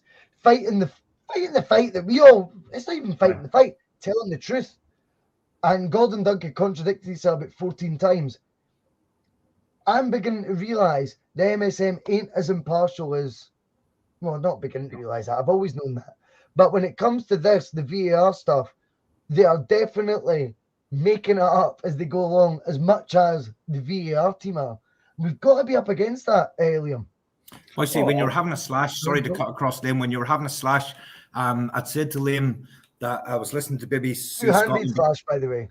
I was listening to BBC Scotland before the game today. Kenny Clark, ex-referee, was on, and I don't know why he was on, because every single question he got asked, he just turned around and said, I'm not on here to talk about specific incidents. But anyway, and the chat got round to referees explaining key decisions in matches, and the narrative was if from Monday's match, where there's been so much consternation, there's been so much debate, if in Monday's match John Beaton was allowed to come out and say, I didn't see it, and Willie Cullen was then allowed to follow that up, I looked at on the video and I thought this, and that's the reason I didn't ask John to review it. Well, then everybody can then go, well, at least I understand why it wasn't given. I don't agree with it. I think it's fucking crazy, but I understand. At least I know. Do you honestly think this is the beauty of this, right? So it's IFAB. Is that what they're called? IFAB? Here, that's the rule. Everyone's going, IFAB rule. I'm like, do you know what you're supposed to do if the ball's coming towards your face? Fucking head it. You're not supposed to put your fucking hands up and catch it. You head it. That's what your head's for in football. Ball's coming towards your head, you fucking head it. You don't put your hands up, catch the ball, and fuck off. No, you're spot on. Also, his foot was up as well, and that's blocking it. He was blocking the shot. He wasn't blocking his face. He was blocking the shot, and that's everything about the intention. I can't believe they're still trying to twist that. That like it's complete. What do you call it? It's like gaslighting, trying to tell you that you didn't see something that you obviously seen with your own eyes, and say, "Oh no, you didn't see that. You saw a guy blocking his face." It's absolutely crazy right now, you know. And so all they got to do is, like, when they release the match report, show us a transcript. Well, no, I don't even think that, Liam, because they would twist that, and I think Liam, we need to be honest. If you got sent a transcript or it went public, me and you would still pick that apart and say, "I don't believe that." There's one way around it, and I reckon we could do a roundup between the viewers and us to afford the mics for the full season for the SPFL. That's how inexpensive it is. Liam, you know better than anyone. How much would it cost? How much would it cost to mic up the VAR guy and the referee? It would cost fuck all. We could afford to fund this. We could afford to fund this. Why would they not want to do that? And this is where you get back to, Terry. That game. That would be box office, by the way, Boise. It's not box office though, mate. But it would be. It wouldn't be because they would change. They would either do something completely different, or they refused. Well, they would. Let's say, okay, hypothetically it happens, then it would be completely different what they would do to what we see right now. That is a fact. Well, I don't know. Yeah, they're totally. We've been in an era. Go on. What's the reason for not making it happen? Because right now, here's an idea that would put all this sort of stuff to rest, all this negative press, everything there. And the fact is, okay, mic up the refs. We've proven it's not a cost thing. You can do it for a couple of microphones and some apps that you can probably download for like £5. It's not that hard. Piss. Right? And then all you have to do is make that part of the broadcast stream as well. Boise's going all tech. Oh, here, piece of piss, Boise. But the reason I'm doing that is you're getting all a piece. It's only a piece of piss. You can't even wear yourself. Two microphones for fuck's sake, mate. I mean, come on, guys. Davina McCall used to be outside the Big Brother house 20 years ago with an earpiece mic. I mean, this is difficult. Come on. I'm joking. I tell you this. Why wouldn't you do that? Because it can't be that the referees have this secret sort of language or like something about their abilities that you could be exposed.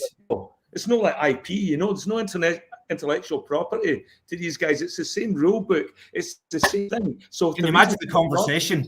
Imagine the conversation last week. I'm sorry, John. I'm going to have to fucking give this. Sorry, Charlie. Charlie, did you just ask me to lie? I'm telling you to lie, son. I'm telling you to lie. I know Neil Lennon's going mental on the touchline, but just lie for me. But could you just tell a lie? I'm not hearing you. The signal's cutting out there. The signal's cutting out. Goal kick. Tell lies. Just tell lies. That's what we've lived in. But let me tell you this about as well when it comes to the audio stuff, right? One of the main reasons they don't want it to happen is because they would be exposed. Because this is the thing. The Willie Collum excuse that is doing the narrative right now. IFAB. Go tell me one person who's mentioned IFAB rules in the last 12 months. I've never heard of that. I've never heard of that until Tuesday. This is the point, Terry. Right? So we're getting there. No one's heard of it. Suddenly, everyone is jumping down there. Oh, but the IFAB. If you're telling me within a 45-second spell during the Old Firm game, the heat of the moment, even in his wee caravan, Willie Collum has went, boom, rule 14.3 on the appendix is on the IFAB textbook is, actually, if he protects his face, shut up. Nobody believes that. No one believes it. It's utter nonsense. Now, what that actual conversation would have been, who's to say it's really Willie Collum going, don't give them it because they're Fenian bastards. No one thinks that, right? I'm not going to go that far. But they don't know what they're doing. And that's why they don't want these conversations exposed. But I'll tell you this, Terry, see for a £900, a 90-minute job rate, they get a hell of a lot of protection. See if I made the mistakes they did. I've never been able to just answer to my boss behind a big curtain like the Wizard of Oz. You get exposed, you get pulled up. Right. They don't need to answer the media. And this is the other thing. See if we want to say that VAR's there to make it more open. People are allowed to talk about the decisions made. How come we don't ever hear the other side of the discussion? We don't hear it for the SFA. We don't hear it for VAR. We don't hear it for the referees. That isn't an open discussion. It's all lopsided in favour of the referees because basically they just leave it to managers defending their team, managers naturally criticising decisions, and then football fans arguing amongst each other. That doesn't... And then they go, see, look at the mess. And I'm like, that's bullshit because there's no other side. See, the other side of the fence, you basically have put the boards up. You refuse to engage. And that's why it looks a mess at the other side because, of course, we're going to all squabble amongst ourselves where there could be so many easier ways to have clarity. Boy, see, it's obvious it's here to stay. As much as I would love to just say, right, fucking scrap it for next season, it's here. It's not going away. I've never said that though. I know that. I'm just moving the conversation on. It's here to stay.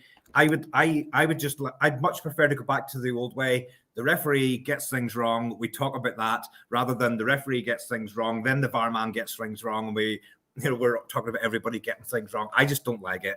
Get it out to fuck. But I was listening to Ange. He gave one of the reporters quite a hard time today on the radio because he did talk about it yesterday in the presser.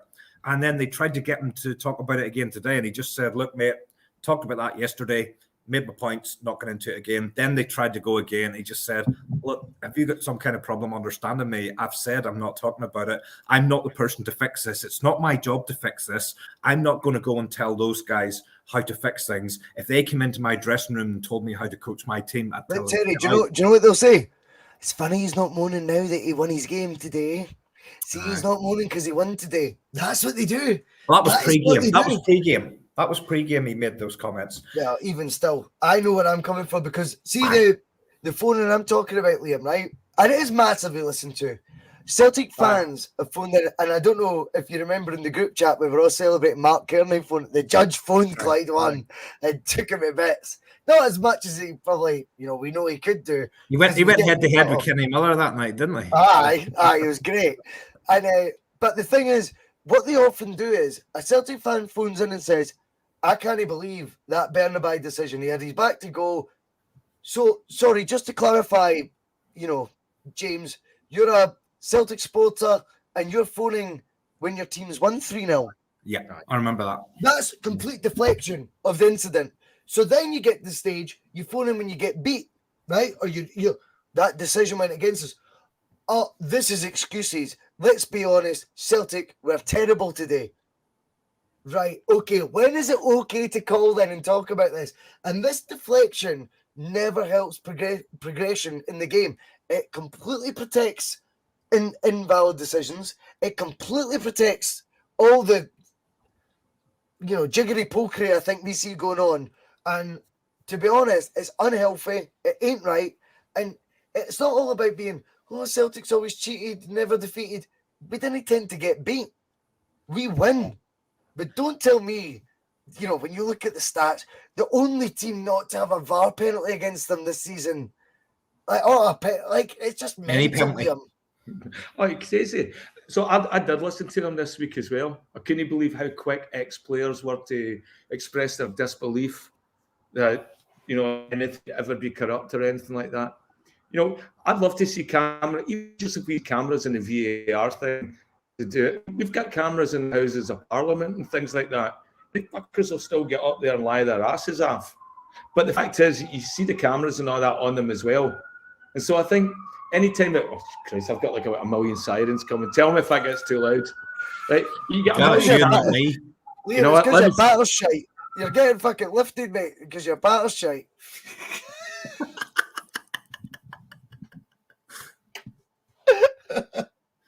You're back in the room. Take the cuffs off. No, they're back. I'll beat you through. Right, Terry, I'll come to you. I'll let you explain what Liam was saying, then we'll come back. I'm just glad they're at his door and not mine.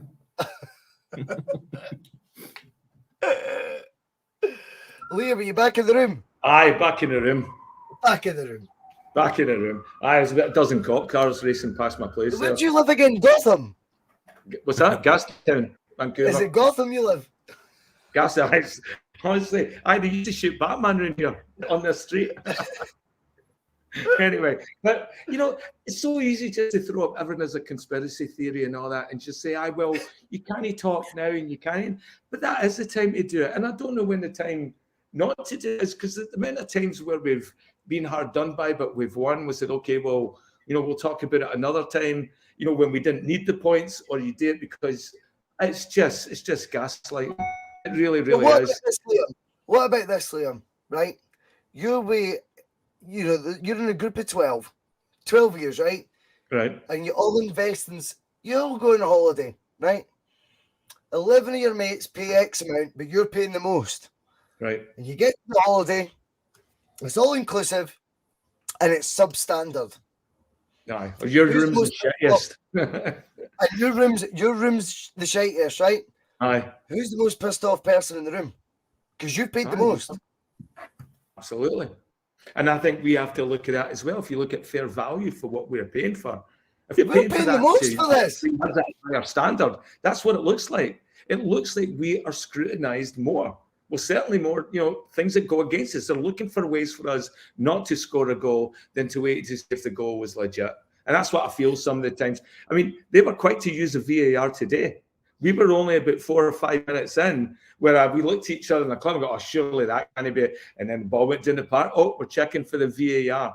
And it was for, I don't know, was somebody in our penalty box, with Hatate, I think it was, where the ball brushed against his arm and he stopped it to go back to VAR. And I'm thinking, wow, they're out every day. But this is it. Terry, if you're spending the most money on this, and it's not because you spend the most money so you should get favourable decisions, but the least you can expect is a fair bang for your buck. And I think Celtic should, if it were me, from a business point of view, go, all right, how do we push this narrative? Why don't you mic up the two guys? See that conversation between VAR and the ref? I want it done. And listen to the argument against it. This is the argument against it you'll hear in the MSM. No other league does this. Why should we? You know who can That deliver is this? so irrelevant. That is such an irrelevant deflection. Because see, every other league, I think the only other one, there was one other league that doesn't do it in the top 16 in Europe, right? That does not ask what team you support, right? Like it's mental. Every other league, you've got to declare what team you support. We don't do that because there's two teams, so there'd be no referees left. Whatever, right? Secondly, mic them up. Celtic, if they're going to spend the most money in the VAR, just chuck the extra. I'll pay for it. Fuck me, it can't be that much. I'm going to quote Mark from the other night. This is really made me chuckle. The judge. We should be the Mark Kearney. We should be the pioneers on this. The only thing when Mark was talking about it, we should be the pioneers on bringing drink back into the stadium. I thought that was hilarious. That was absolutely hilarious. We should be the pioneers for bringing drink back in. Brilliant, absolutely brilliant comment. But what's to stop us being the pioneers? So fuck if they don't do it in other leagues. So that's what? the argument, Terry. Let's lead the way on this. Let's lead. This is something. This is an opportunity for Scottish football to lead the way. Do you know what I mean? We've been a backwater. We're a backwater for so long. We're always reacting. We're always the last to do something. Let's be the pioneers. Let's be the first to bring this in. And this is an opportunity for Uncle Peter to win back some support within the fan base. He's got a lot of sway. He's got a lot of muscle built up over the years. Uncle Peter, if you're watching the Boise Bus, I would ask that you step up. You would take this forward and drive this forward and use your clout to get the boys mic'd up so that we can have a better crack with them. But I genuinely think there's nothing to hide here. Just see the conversation, and I don't care about the game. Every decision really Colin makes where he goes, "Oh, get up, you daft." I don't care about that. But see when he goes VAR. See Oscar to 102.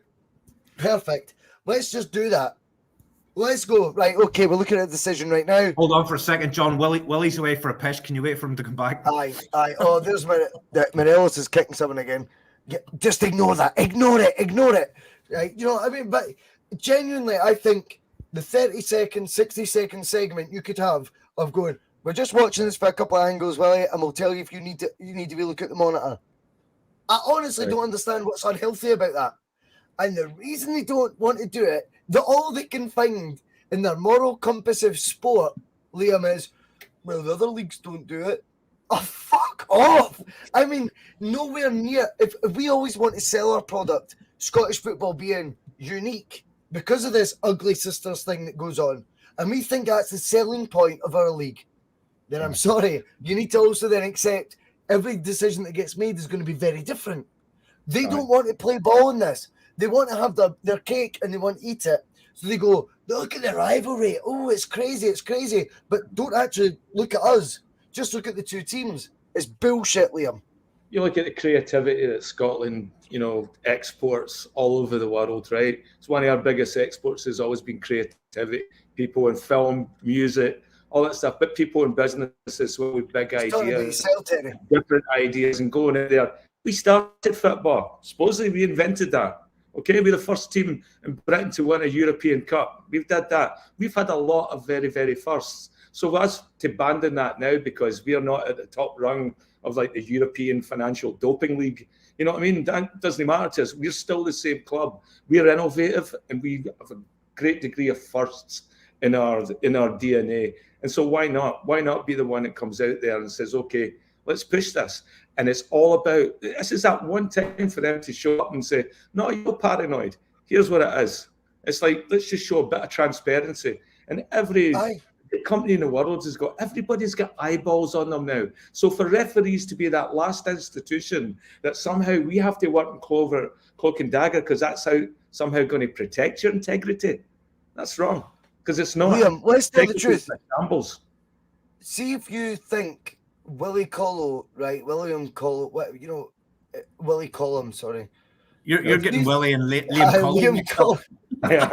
Who was also a referee, by the way. But William Collum, I mean, if you think he is genuinely, in that 45 seconds, pulled out this IFAB rule. It took 2 days to get published. And he's pulled it out within the 45 seconds. John Beaton's going, it's not up to me. It's not up to me. And Willie Collum is going, IFAB rule, IFAB rule. If folk believe that, then I think this would be amazing to hear, because it would actually restore your faith. These guys know what they're talking about. That's actually quite incredible. They know that right off the bat. And by the way, apologies, Willie, because that is sensational. You've been able to pull that out the bat that quick. But it also sets up the opportunity to get better at your job. Everything that you do is assessed, measured, all sorts of metrics and KPIs. Comfort, whatever business you work in. Well, that should be the same with referees. They have to be held to a standard, so that we don't want them to stay the same and stay consistent. We want them to evolve with the game, evolve with the speed of the game, evolve with the physicality, whatever game, even the market, and what we're trying to promote in Scotland. The referees are a vital part of that. And right now, once you give them that authority behind the cloak and the secret hand behind the curtain, then it's not playing fair. And I think that's the thing. The referees have to be pulled in. It's 2023. We need modern referees. With the referees, the whole standard, same since the 1960s. We want you fitter. We want you more in tune with the game. And above all, we want communication and we want transparency. Yeah. All You're that is in 2023. Not a problem. Terry Liam's, everything he says is spot on. But do you know what? This is the crazy thing. Scottish football has managed, even with referees, to shoot themselves in the foot. Do you know why? Because they are paid such a premium of a salary that there is no benefit in doing this job full time, because the increase in wage doesn't match what their full time job is. They're getting 900 quid, mate, a game for 90 minutes. What are you going to do to entice a solicitor, a teacher to walk away for their profession?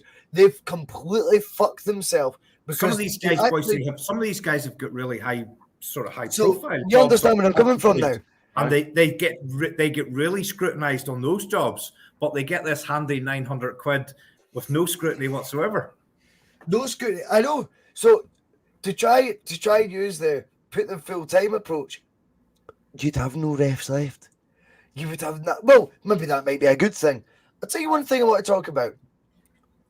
Celtic very much advanced the argument to bring in foreign refs in the past. Now, it sounds like I know the tinfoil hats memes getting put on me right now, right? And I don't get a flying fuck, because I'm actually very balanced when it comes to what Celtic get wrong and what other stuff. See if you're watching the game, Russell. See if we get a penalty and you don't think it was deserved. My reaction to that is I wish that wasn't given, because as much as I want Celtic to win the game by hook or by crook, I also think let's get back, Terry. I can turn around and say to whoever I'm watching the game with, that wasn't a penalty. That doesn't sit right with me. I don't want any special. I just want fair. And I don't like it when we get decisions that we shouldn't get. Well, how did we address it? Unless it's against Rangers. I'll put a caveat in. Do you know what it took to address that last time? Yeah. What did it take to address it last time? Referees and linesmen lying, telling each other to lie. And Celtic then still now getting battered with the stick of the chaos they caused when they demanded referees from other countries to come in.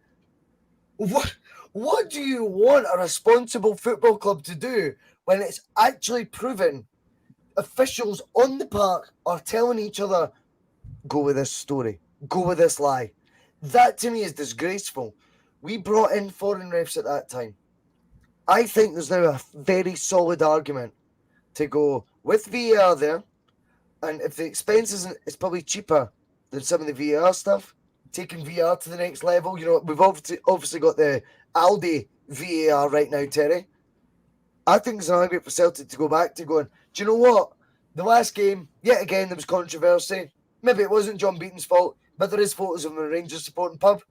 See, next time, we'll just pay the extra $1,000 and we'll get a guy from Iceland to referee it. Fuck it. What's wrong with that? What about this for a view then? We've now moved into an era where a lot of the players in the UK are non-UK players. A lot of the managers are non-UK managers. But in all the referees are still people who live in the country where the league's being played. Can you? Is it unrealistic to think you can say, right, do you know what? For the next 3 years, we're going to offer a contract to Luigi from Italy. We'll bring him in. He moves here. He's a referee in Scotland for 3 years. Then his contract's up. We'll also bring in somebody from Spain. Why not? Somebody from, Why not? The word's moving in a different way. And you know what? See the Scottish referees. I bet they referee games with such a less burden on them when they do the European games. I bet you Willie goes to the Swiss League. Willie goes to Switzerland for 2 years. Well, then even the European games, like the Europa League games that they've been designated to, I bet they do it with like a weight off their shoulders almost, Liam. I bet they referee those games. We look at it and go, fucking hell, he's never been that good here. But it's just so obvious. It's ingrained that there's bullshit that goes our way. And now, if you give a decision against us, they know it comes with all the stuff we're going to bring to the table. But there's such a body of evidence now. I don't see a way forward when to upgrade them to full-time, they're not going to make any more money than they make between their two jobs right now. So that's that. You've almost hamstrung yourself there. I always found when I played football in Canada, I played at a pretty high level, and the referees over here were absolutely brilliant. Most of the referees we had, and a lot of them came from Scottish. Alistair Johnson level. English. But they were good referees, and a good friend of mine, I don't know if he still is, he was running the referee association. Did you wear a hairband? Or did you have it like tied up in a Stephen Fletcher, like a Gareth Bale bob? Or did you wear a hairband? I've never wore a hairband, mate. Just have it flying a bit. Just have it flying a bit. Right, yeah, Mario Kempis. Batistuta, like. Cards on me a red card. Don't you worry about it. Not even like a headband like Batistuta. No, none. None of that stuff. No. No, that's real men playing football with perms and mustaches and shiny shorts.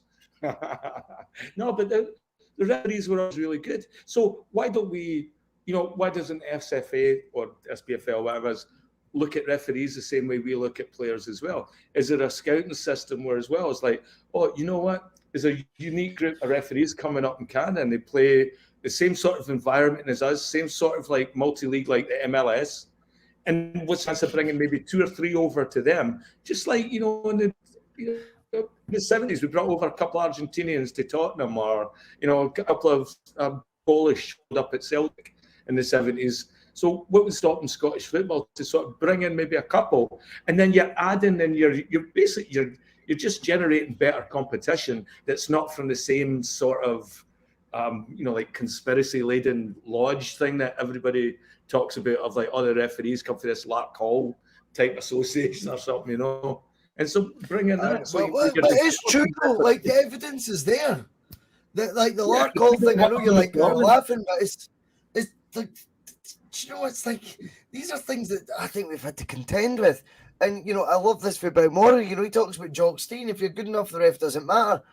I get that. We are good enough. But Ange made the point. But let's be honest, Ange made the point abundantly clear.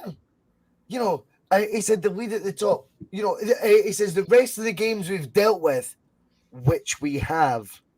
Did you notice he said that? He went, and the other games that we've had to deal with, which we have. I went, that's fucking clever. Because he's calling this out at a point, and he's saying it for all the clubs that are getting decisions against them. Then he turned it into the Celtic thing. It was very well done by Ange. Anyone who wants to think he's now a tinfoil hat, conspiracy theorist, buying into anti-Celtic stuff, I think he shoots for the hip. I think when he's saying it, Terry, this is a guy who's saying it going, no, like this is now just. What do you want me to say? I think it's got beyond where he could ever have comprehended. He has set out his stall. I don't care about referees. I don't care about all of this. But for him to come out the way he did in that presser yesterday, it must now be getting to him that it's so bad he felt he had to say something. And I honestly think he never wanted to go down that route. He's probably never gone down that route before. And my only concern when I heard him yesterday is that he starts to get frustrated at the point where he just goes, fuck this. I can't be arsed with this. I'm coming towards my 60th birthday. I don't need this bullshit. Yeah, I love Celtic. Yeah, it's been great. Everybody loves me. I can't be doing with this bollocks. I'm too old. I'm going somewhere else for an easy life, and that can't happen. And I totally believe that's happened before, where people have just said, I can't be fucking dealing with this SPL and everything that goes with it. Fuck it. It's too much hassle. You could not blame him. If I could stop myself from supporting Celtic and go and support any other team somewhere else, it would be so much fucking easier. It's got to be the toughest gig out there, even with all the success and everything. I agree. I've always said, see, we've talked about players' form, and we've talked about being upset with manager decisions. I thought, it's a bit overreaction. I'm like, I don't understand how you don't overreact to stuff. See if everyone goes, we'll wait and see how that goes. I'm like, no, you don't understand. This is like the ex-girlfriend I can't drop. Celtic are they're my current bud and my ex-bud all at the same time. Like, I don't know what to do with it because I'm emotionally torn. She brings me all the highs in the world and I'm like, you're meant to react over the top when it comes to Celtic if you're a fan. I think that's human nature, Terry. Like, I don't understand where folk go, oh no, I just, you would take the rough for the smooth and hopefully this player will do well. I'm like, how can you be that laid back? Like, to me, it's like, I watched him for 90 minutes going, boom, boom, boom, boom. My heart's all over the place. I don't understand that laid back, laissez-faire attitude, Liam, the punk duck warlord. I can't get up for my work the way I can get up for Celtic games. Never a problem. Can't get up like I've got. Someone says, you got a 5 o'clock call time. I'm like, oh no, that's brutal. And then I'm like, 4:15, I'm marching out the door, got to watch Celtic. I genuinely don't know how you can do it, man. Liam, I tried to do it. See for the game in Australia. I set my alarm and I tried to get up for it. I tried to get up and I just turned the alarm off and said, fuck that. Is it week in, week out, Terry? I know, boys. I totally hold my hands up to him every single week. That man's up with his bed in the middle of the night. As well.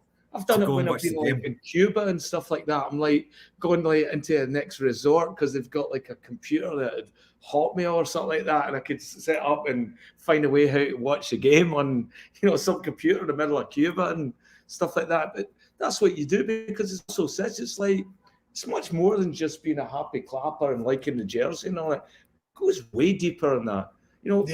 Some people have no idea. Some people have no idea the sacrifices people make to watch their team. And yeah, Liam's on the far side of the world, and I don't know how long it's been, Liam, since you were at Celtic Park, but the sacrifices you make to get to watch a game on the box is fucking so much more than from people who live next door and go to the games. I mean, it's unbelievable. I really take my hat off to you, mate. I really do. I mean, as well, there was a guy in the day that brought his son in as well, and he's starting to come in now. And you love it when you see a generation of people at my age, and then their kids start coming to the games and all that. And so what you're seeing is families of Celtic supporters growing up away from home, and they're all Canadian guys, but they very, very have a strong Celtic identity. Some of the Canadian guys I've met supporting Celtic, whose fathers, grandfathers, or even in-laws, guys that are not born in Scotland but became massive Celtic fans overseas. It's just because what we buy into when everybody's in that club together, we share a lot of the same values, much more than any. Before Sky came in, we couldn't get to see the games here. We used to drive. We used to get into a bus, a whole fucking pile of us. We used to get into a bus. We used to drive an hour to go to the closest point between Scotland and Northern Ireland where they could pick up Scottish TV and go to a bar. We drove an hour to get to watch the game on TV and then drove an hour home again after it. And that was... But we didn't think anything of it. That you were going to watch Celtic, you're going to watch them on TV. Driving an hour to watch it on the telly, it was amazing. I totally realize how spoiled I am now that I can see every single Celtic match in my living room. It's absolutely amazing. It really, really is. But I take my hat off to you, Liam, getting up during the night. Like, he loves it. I know he does. And then he comes on here. He comes on here after when anybody normal would go back to their bed. I remember when my growing up and watching Celtic was like you walked in the living room before kickoff, right? And I would kind of not watch the build up with Dad because he was too too fucking intense, right? And I'm talking about Motherwell away, and he's like, this is where he stands, right? Jonathan will confirm this. He would just have his elbow in the mantelpiece, his leg kind of crossed, kind of still in front of him, and you know it's like he's third or fourth, and you could just see he's pulsing. Do you know what I mean? I'm like, I would walk in the living room, bang on kickoff time, just grab my wee edge on the couch, and be like, "You all right, Dad?" I'm all right. Like, you're not all right. Like, just because, like, and our living room could have been the tunnel. Do you know what I mean? Coming out to a game. It doesn't matter how you're watching it. It doesn't matter the prism. People get so carried away and were you at the game? Were you know at the game? I know what was happening in my living room at that time. And that was passion. Like, absolutely. Like, he was throwing me about when we scored goals. And I'm not exaggerating. I mean, like, Liam, and my dad was my height, but he was like, he used to do weights. So like, he was twice the size. I'm skinny as fuck. He was all built like that. He was throwing me about the living room when we scored the goal. Do you know what I mean? It was intense. And I just remember those times being that, like, why would that be any different from what you're doing if you're sitting in the stands? Why would it be? Like, it's the passion's always still there. And I don't want the passion to leave the support based on, well, it's a rigged game that we're watching. And I know it's been a hunch that's went on for a long time. But I also think what Ange's brought to the table, Liam, is a quality of football, mate, that despite all the nonsense we might see, right, with refereeing decisions, I think there's too much of a hook on the football we're playing right now for anyone to turn away. That even second half today, I walked home to come and do this podcast, and I was just buzzing of how much I enjoyed that second half. That whole thing, Gio going for the goal, Matt O'Reilly going for a goal, like all the players that we needed, we wanted to see get a goal today, you know, and they were just barraging them, and it was good football to watch, and it was clever, it was entertaining, and all that goes away when you come away from a game feeling you've been cheated. You know, I don't mind us getting beat by a good team. I get angry when we get beat because we've not put, you know, like we're playing on, you know, in a Champions League semi, you know, like decider sort of thing. You know, you get managed because you've not invested properly, and that's always it. When they don't take it as serious as we take it, I think that's when the fans turn on them and the fans get angry. I want to see a commitment that, you know, when you're delivering yourself bonuses, and there's a lot of people really quick at Celtic Park to pat themselves in the back and tell you they're doing a really good job. Yeah, I want people more accountable, and because my passion as a Celtic fan is so much the other way, I think I'm allowed to go that other way. I'm allowed to go to that other part of the axis, to the extreme. You're part, right. And demand. No, you're right. As a fan and somebody that, you know, invests not just financially but emotionally into this club. Yeah. And so when it comes to getting a fair shake, referees, I want my club to speak up. I want them to do something about it, because I would hate to lose this passion. I would hate to feel like, oh, I'll just stay in bed. I'm not doing it. I love getting up, because every chance it's an opportunity to watch Celtic, and it's for me just to sort of go back that everything that I've invested in, everything I've believed in, all the values, all the great people I've met, the great times I've had, that's what it is to be a Celtic fan, and that makes sense to me. And don't let these fuckers take it away from you. I love reading stuff like that from Danny. I love reading some of that stuff. Like we were sitting watching the game the other day, me and my dad, and honest to God, I thought I was going to have to ring for an ambulance. And he was talking about, he's got a mate then, and his mate turned 80 last week, and he was saying to me, you know, see the way this game.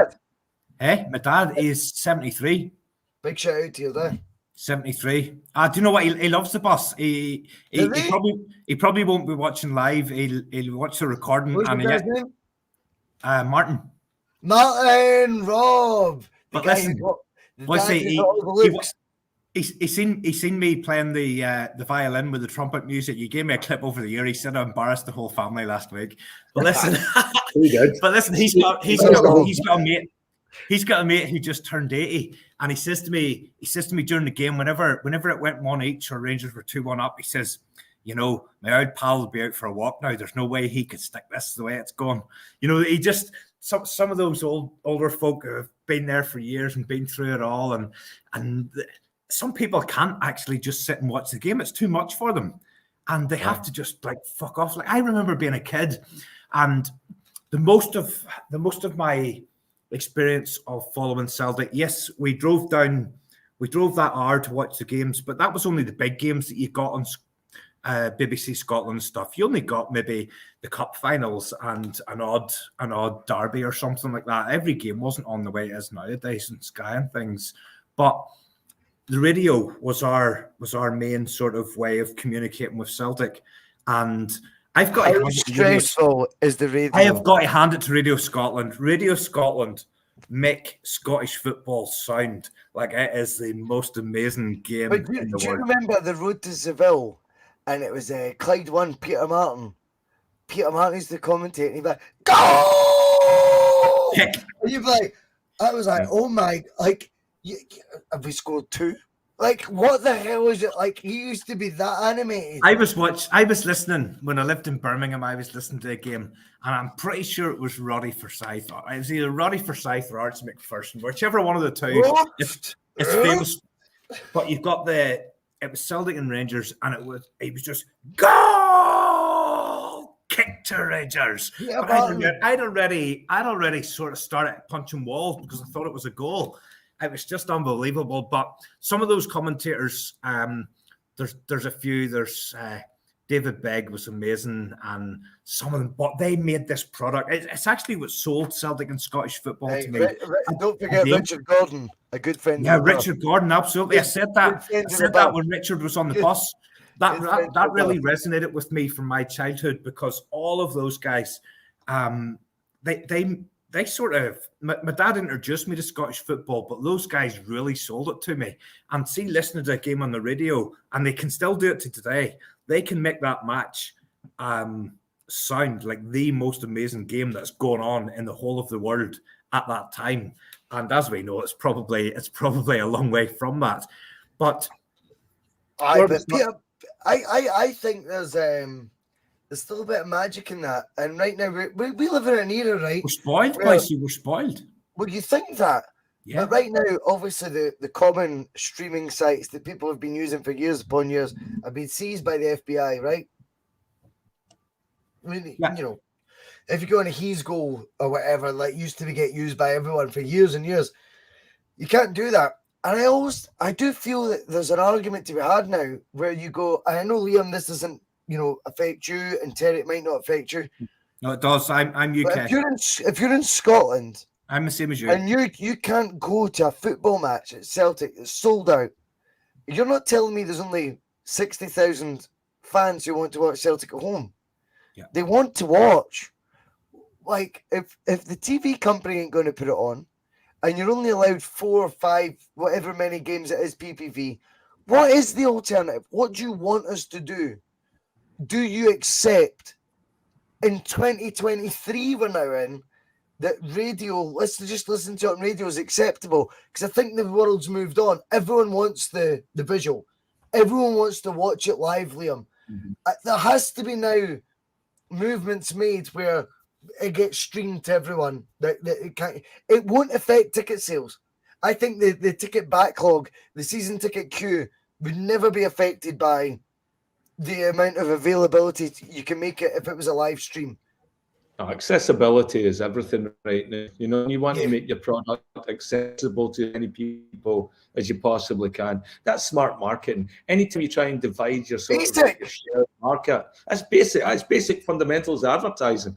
So you want to get your product out to as a wider audience as possible. Then you got the chance to get all the remunerations of, advertising, like internationally and that as well. Get your product out there, get bigger people to market on your brand, all that stuff. The more eyeballs you get, and that's what Celtic has not been great at that. Setanta was really good, but I think that was a bunch of Irish people.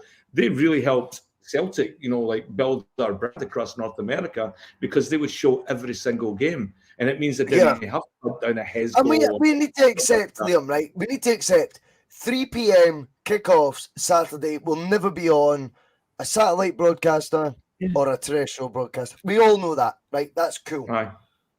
But there has to be we can't start limiting the PPV availability. It's unfair.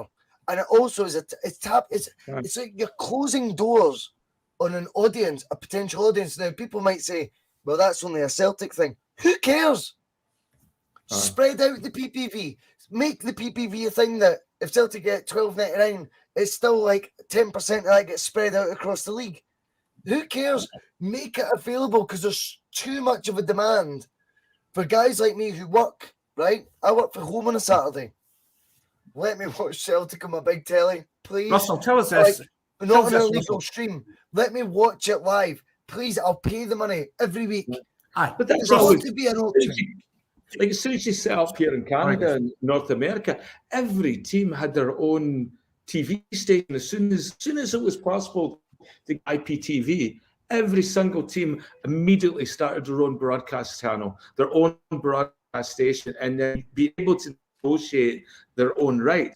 Now, Celtic, I've had Celtic TV for well over 20 years, more than that. The problem with Celtic TV is one of the first stupid mistakes they ever did is it didn't make it available on a Mac platform for about another 15 years after that. I was in Canada. I had the money. I wanted to pay Celtic. I think it was like 30 quid a month or something like that. I wanted to pay them, but I couldn't do it because I was a creative person. I only worked on Macintosh platforms, Apple platforms, and Celtic. Apple, think of this. They decided their platform would not be able to operate on that system. Fuck off. Stupidity at the highest level. So you've just half of your international market. Oh. But that's the thing. We need an app. That's actually a headache. I didn't know that. It's all So about accessibility. You know? So Celtic stuff that was, because I've always had it in my mind, non-UK based, full availability for Celtic content. But you're saying if it was Apple, it wasn't. Oh, you're humped. No. And that was for about 15 years while they had Celtic TV. I mean, and they made it really, really hard. I signed up for it, realised it was an app. They didn't support Apple, tried to get a refund off them, and they were absolutely brutal, you know. But we have to get smart at the game now. It's 2023. It's so easy. People want to be able to share Celtic with their friends and their family. Make it easy so that if I showed up at my in-laws' house and there was like young kids there or something that were into football, come on, gather in. There's a Scottish game on today. That I could actually, you know, pay my £5 or whatever it was to download it for that stream or however you do it. Just make it accessible. And but it doesn't have to be rights that they're trying to. But we need to fast forward to 2023, right? And it's now being exposed, Terry, the amount of illegal streaming that's went on the last 6-7 years. And the site is he'sgoal.com. There's no two ways about it. Ever good bullshit. I tell the truth. I know every single football fan that watches this sport is determined to watch it, whether Sky are broadcasting it or whether someone else isn't. So if there's an appetite like that for a he'sgoal.com, why not, when you renegotiate the Sky deal, which I still think, by the way, is far more favourable than has been made out, because they're the only offer in town, right? People can slag off Sky all they want. They're off their head because they're the one that will still be there in 7 years. Yeah? We did it with Satanta. We went for the gold and they fucking shafted us within a year. And we ended up in the BBC for, pennies. When Henrik Larsson's playing, people talk about Martin O'Neill's wage bill being too high. No, Martin O'Neill was paying people Sky Sports wages when his team was broadcast on the BBC for 3 years. Folk forget all these details, Terry. But it's too easy to educate them on that because they want to get smart on Twitter instead, which is fine. But right now we're in a position, we've got the big broadcaster and we've had to accept, what we get. And at times there's a frustration where they say they've bought a contract for, let's say, 60 games and only broadcast 55. Well, let's say 57, right? Just for, Brown Barron and, Bob gets all carried away with himself. But they don't fulfill the subscribe, the amount of games that they said they would. That's difficult. Then that's a difficult square to circle when it looks at that. But the one thing that can be undeniable is Sky and Celtic can definitely put themselves in headlocks into Chinese bums and say, see, when we're at home, we give you 30%, 50%, whatever it is, of the rights. We're putting it PPV for the guys in Scotland who want to watch this game. Because right now, all we can do is pump it out with Scotland. Yet the majority of our fans are in Scotland, yet only 60,000 can go to the game. 59,000 can go to the game. Aye. What about the rest? What do? They're going to legally pirate it. Why don't we work together? It's like anything else in life, boys. See, if you can't get what you want at a reasonable price through legitimate sources, you go underground and you get it a different way. But that's not helping the club. It's not helping the broadcasters. No, it doesn't. It's It doesn't. It doesn't. But if Celtic, a season ticket, I've never had a season ticket. Am I right? It's around about 500, 550, something like that for a season ticket. If Celtic were then offering someone like myself who is from Northern Ireland, and I know there's lots of people from Northern Ireland go every single week, and I tip my hat to them. I can't do that. I go 3, 4, 5, whatever amount of times I can go a season, and I then want to watch the rest on TV. If there was a season ticket, a TV season ticket available from the club for 200 quid, and I was guaranteed to be able to watch all games from the house, I would pay 200 quid.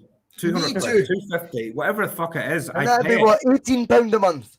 I'd pay £18 a month. And Sky aren't offering you commentary. They're just saying, that's you got the footage. Done. I'd pay that. I just want to watch Celtic. I don't give a fuck. I just want to watch Celtic. I don't care how much it is. I just want to watch Celtic. And I just don't want to be doing it on the fly. I don't want to be doing it on the fly. No. I don't think it's healthy. Yeah, I'd rather have something that you know you can rely on. I work all week. I look forward to my Celtic matches. It's the thing that gets me through in life. I just want to know when that game comes round, I'm going to be able to see it. There's not going to cut out. It's going to be good quality. I don't care how much it costs, really. I really don't. I just want to know that it's there and I can watch it. And if I'm putting in the money too and it helps the club, all the better. All the better. There he is. There he is. Hello. Hell of a shift tonight, boys. My God. At what point does this become a lock-in here? Because it's already a lock-in, mate. Oh, it's a lock-in. He's heading that way. A hell of a shift here, boys. Phil, you were in the game. I was. Talk to us. Pretty meh first half. Second half, their goal frame definitely led a bit of a charmed life, shall we say. Was it 4 times at the framework of the goal? Jesus Christ, it could have been a barrel load in the second half. But yeah, wins a win and gets it up to 12 points in front. So you can't really complain with that one. Delighted that somebody's going to take a scudding. What was your feedback in the proper scudding soon? What was your feedback? First half, it was flat, no? It was a bit flat, yeah, a bit meh in the first half. But I say second half when we picked it up a bit, and yeah, say if it wasn't for the goal frame, I mean that shot Giakoumakis had from outside the area, the bend on it, and all. That was going at the stadium, and then just dips. Aye, goalkeeper's totally flat-footed by it.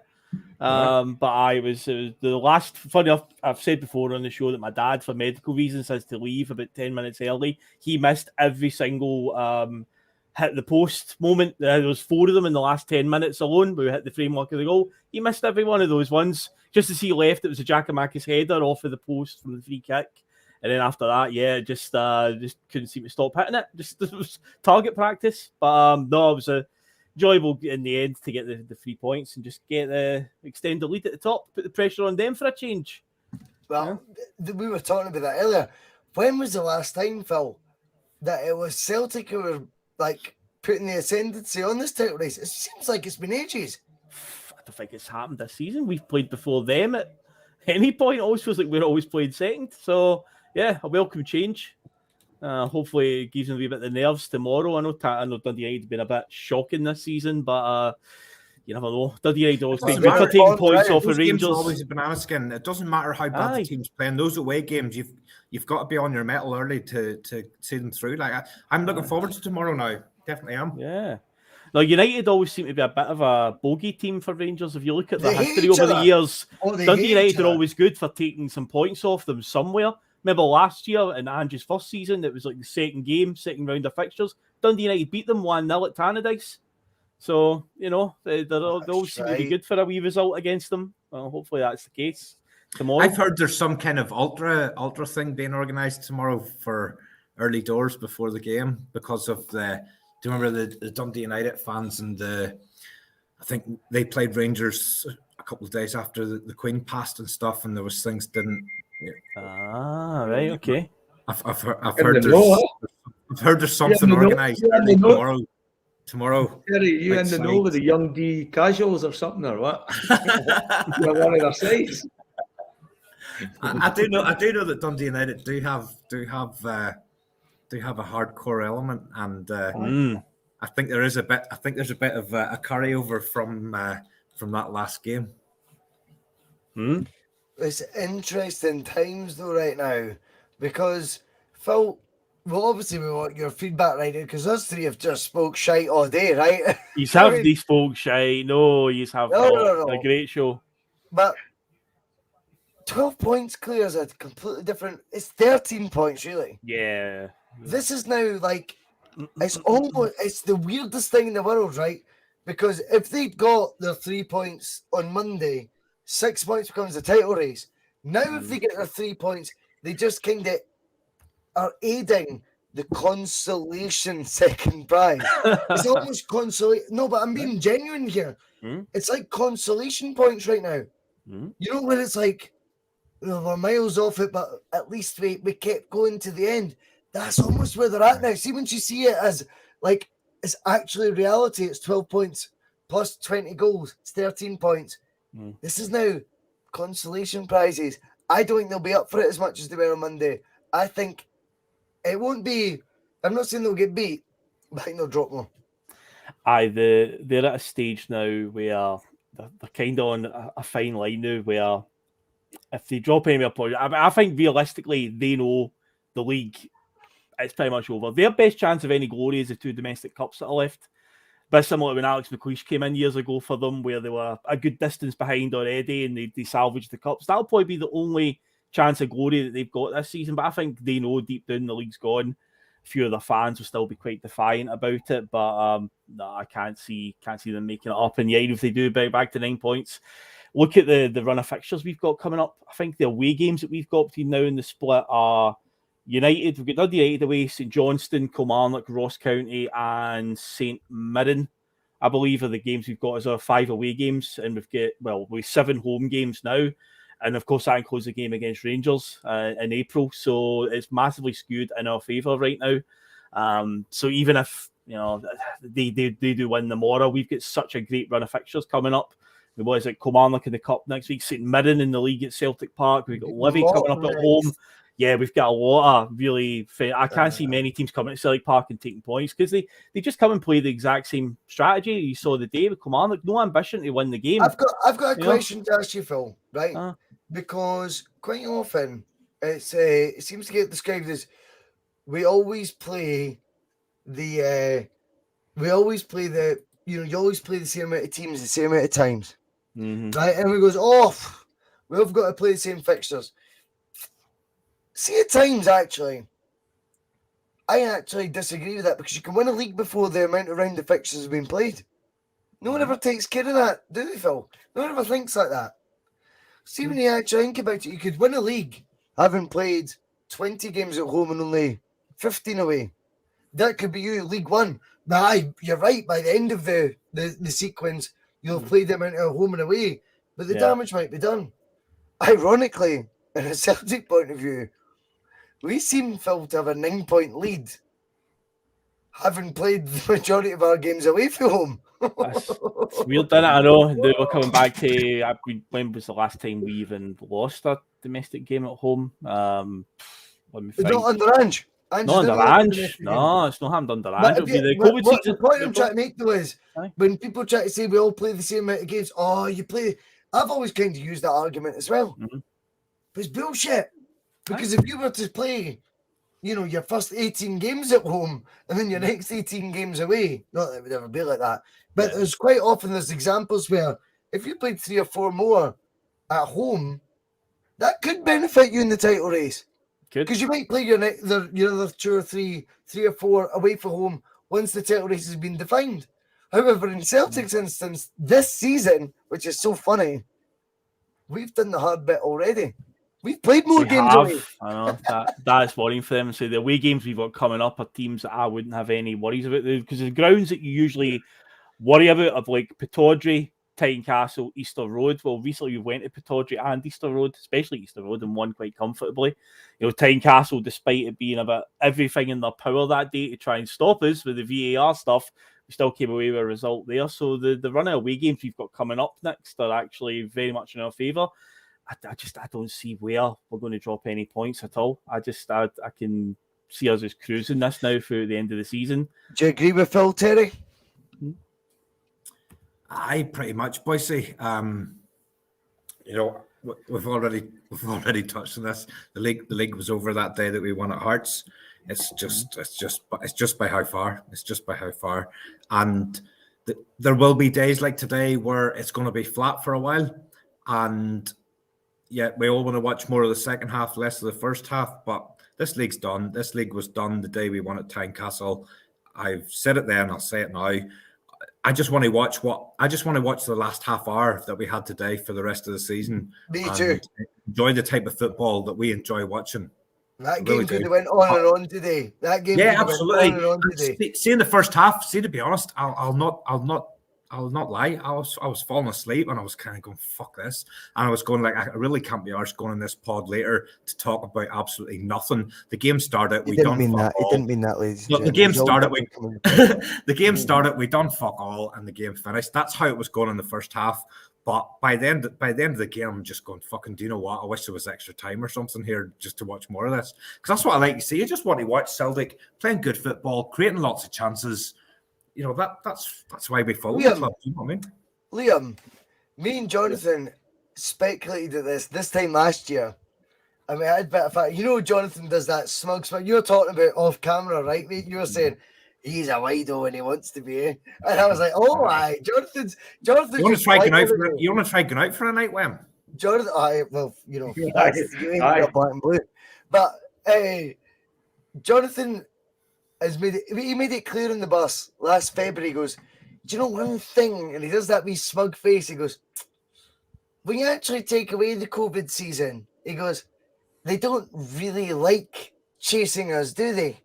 He says they don't really ever have an. He goes, actually, when you look at every year since they joined the Premier League, I don't know why he talks like Hugh Keevins, but it's his gift to do that, right? He goes, every year since they've joined the league, they always fall away after January.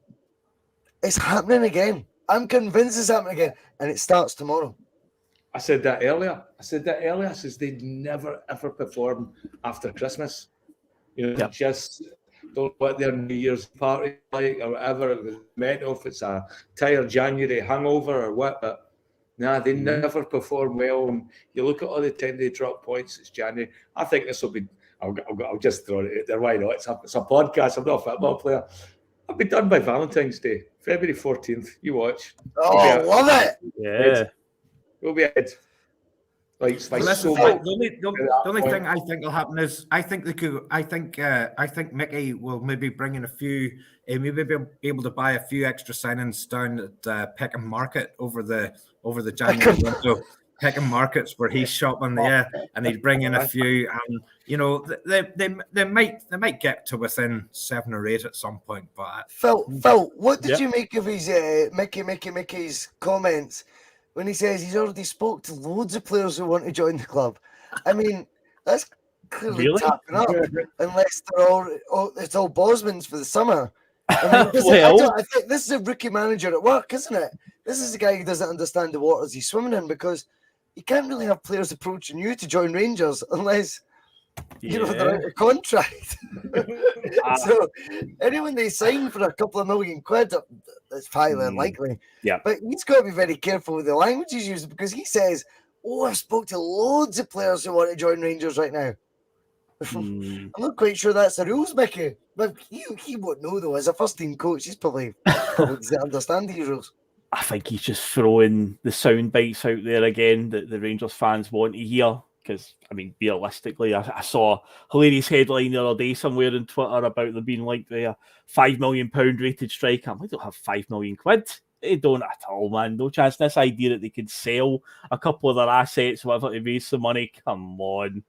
Oh, -12 doesn't rhyme. That's true, actually, Scott. But Hey, no, Mickey, you're so fine. Oh, -12, it doesn't rhyme. Hey, Mickey! yeah. But no, it's just mere bravado and gusto from that guy. I mean, I find it fun. Maybe the other night we were talking on the phone, I genuinely didn't even know what Michael Beale's voice sounded like. Remember I was telling you that one, Russell, where I see all these headlines of like what he's been saying, but I've got no interest in actually listening to him. I just read the headline and just like, can't be fucked even pressing play on that to even listen.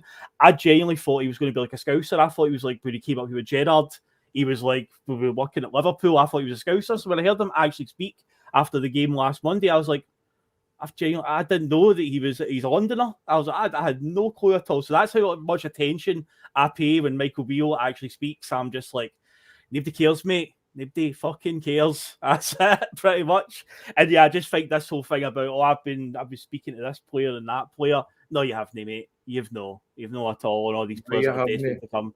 You haven't. So no, I'm not convinced by it. Nothing he says or is doing scaring me at all in any way. So he can keep throwing these sound bites out there. I think he's just trying to keep the fans, the Rangers fans, will say, tell them what they want to hear. But realism is Liam, do you feel that he treats them a wee bit like there's a stupidity element? Like, I feel like he's like, I know the audience, I'm like the gallery I'm playing to, and they ain't all that bright. I feel like he's throwing all the most simpleton sound bites out right now. That it's actually like it's transparent, eh? Well, we know that stuff works, right? Tell the people what you want to hear. I mean, they do lap it up. You know, all he needs to do is a wee other people or whatever at the end of the conference. Or, you know, I can't be far away. You know, there's something about English guys that sort of like, you know, take on the Rangers, sort of like the staunchness and all that. And I don't know if he's there yet, but he sort of reminds me like his management style sort of reminds me of like Scott, The Office, like the North American one, the Ricky Gervais. You know, he's far more David Brent than I think what Rodgers is. You know, I think for you know, like Rodgers and all that. I mean, I can't wait to see him with the teeth. Rodgers had the pedigree, remember? Rodgers had actually managed football clubs. You know what I mean? Like, let's get it right. He wasn't 24 games in the business. But it does seem like he offers sound bites, right? So he's sound bites, but there's no real actual history or anything that backs them up to give them the sort of like gravitas that you would have, like when Ange will tell you about a philosophy of football.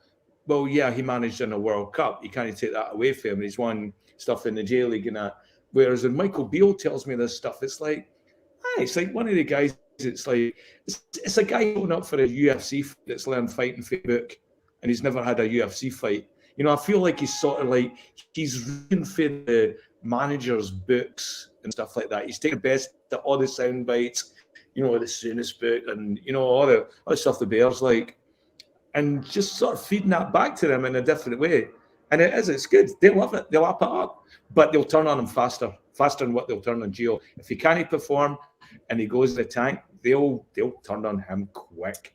And I don't think he's got that mental fortitude to survive it. He'll crumble. He will crumble.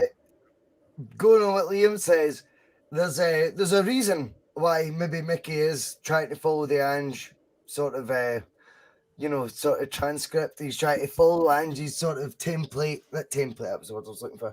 He's trying to follow that, right? He's trying to think, this is what works. And I'll get my wee manager of the month award and I'll do it with all the coaching staff because we're all in this together, right? But see, when it comes down to the nitty gritty, this is a guy who's happily right now lapping up claims of 8 games unbeaten against Celtic. Like he's never challenging that.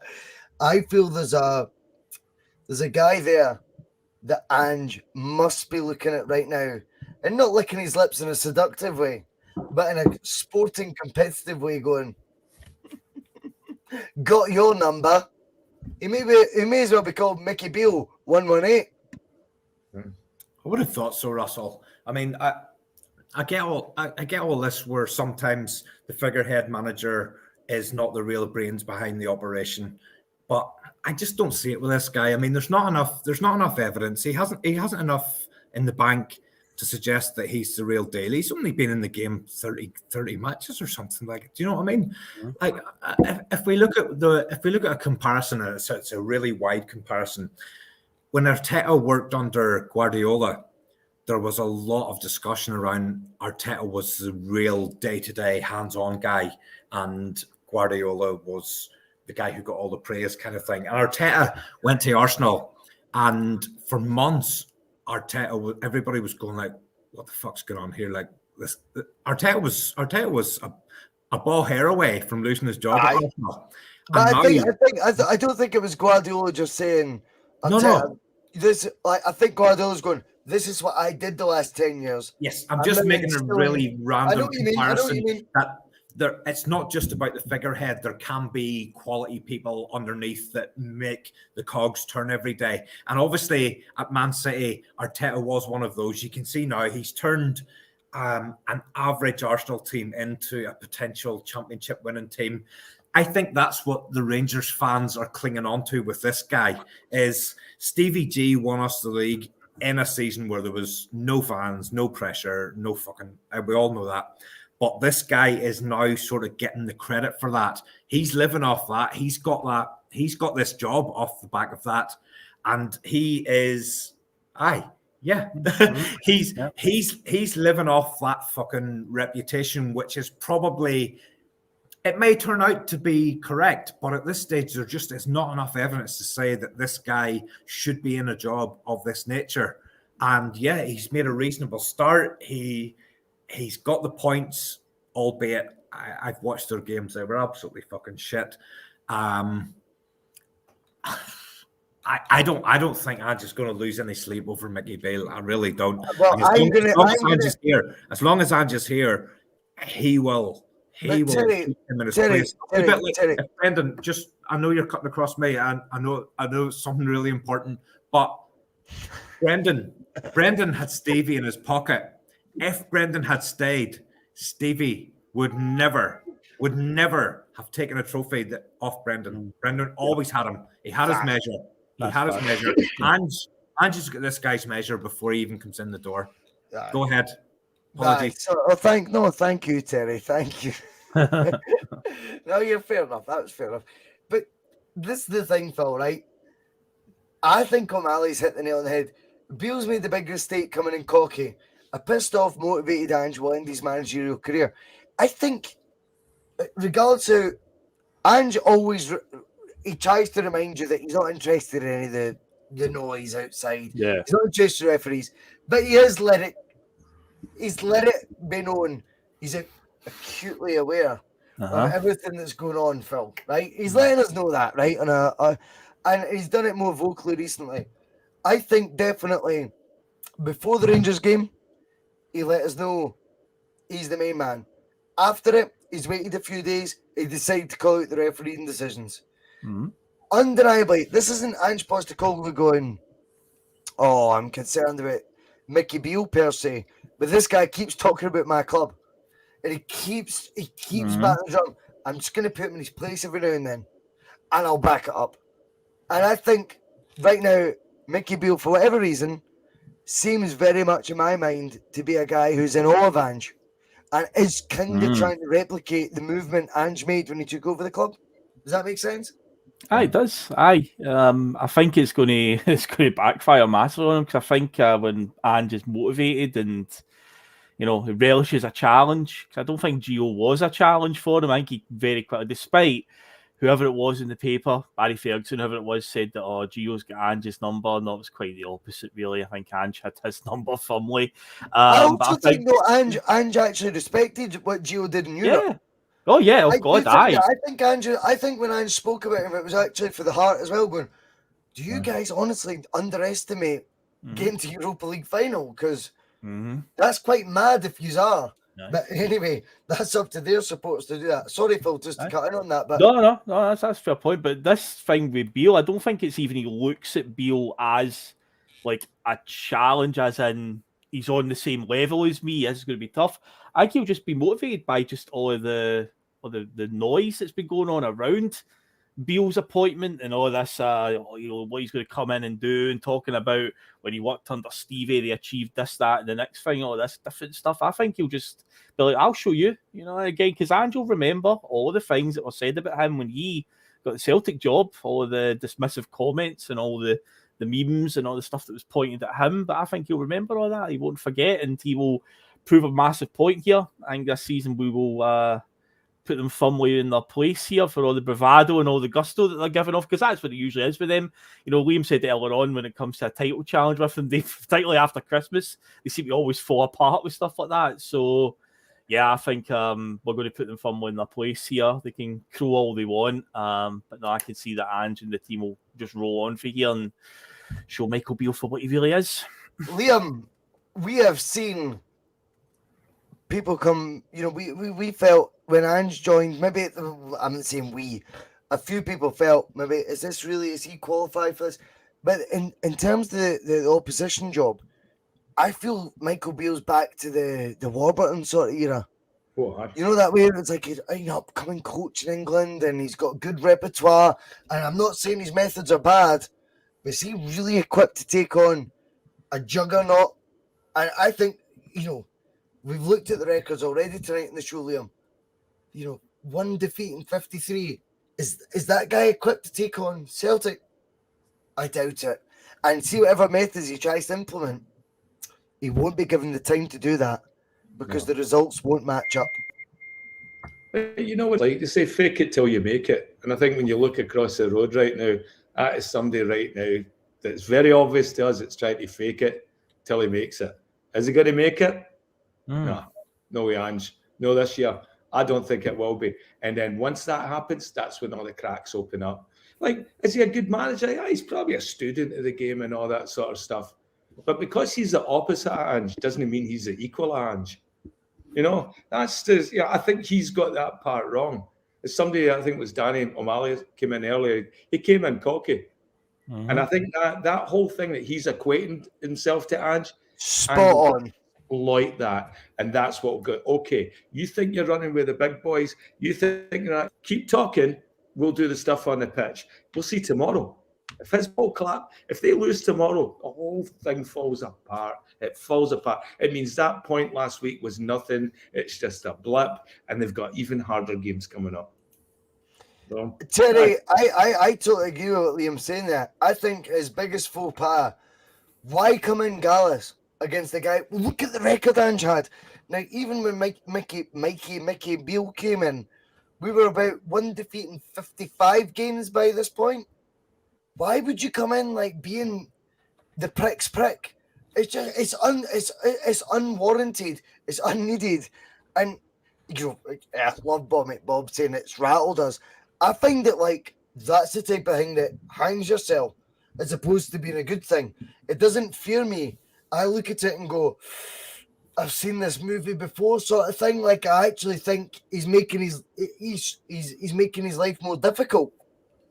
I think he's just playing to the hordes, Boyce. I think he's just trying to say the things that get the support behind him. And I think you touched on earlier, within that support, they're probably a little bit intellectually challenged. And if this guy comes in and says the right things, no matter what's going on, no matter how far they are behind, we are the people, as Liam said, we are a people. If he says the right things and he gets the hordes behind him, that's all he's after. He just wants the backing of that support, and he'll say and do whatever he thinks is the right thing to get him. I would say he's probably embarrassed by the way he's behaving himself. He's probably a wee bit like me whenever I watch the Boise bus back. He's probably watching back some of the things he said since he came into the job, and he's fucking cringing and telling his wife and kids to turn the TV off. Yeah, you're good at this, mate. Honestly, you're better than me at this, man. Honestly, see, last weekend, my son met me at the back door after playing that tune. He met me at the back door and he says, Daddy, I'm going to get bullied at school all week. You fucking played the trumpet music when you were playing a violin. Honestly, he says, you need to stop doing this, pod. My friends watch this. My friends tune into the Boise bus. And see, when I get on the school, he said, see, when I get onto the school bus, when I get onto the school bus on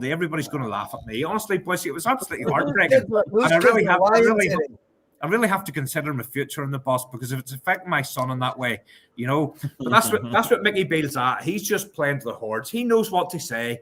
And if you're Morelos, you can fucking take a run and jump, by the way. Honestly, does he believe what he's saying? Does Mickey Beale believe what he's saying? No fucking chance. He's just saying what these intellectually challenged hordes want to hear. Get them behind him. It keeps him in a job. It justifies him getting the job. I think it's a car crash. I think it's, you know, as long as that guy's there, he's not going to lay a glove on Ange Postecoglou.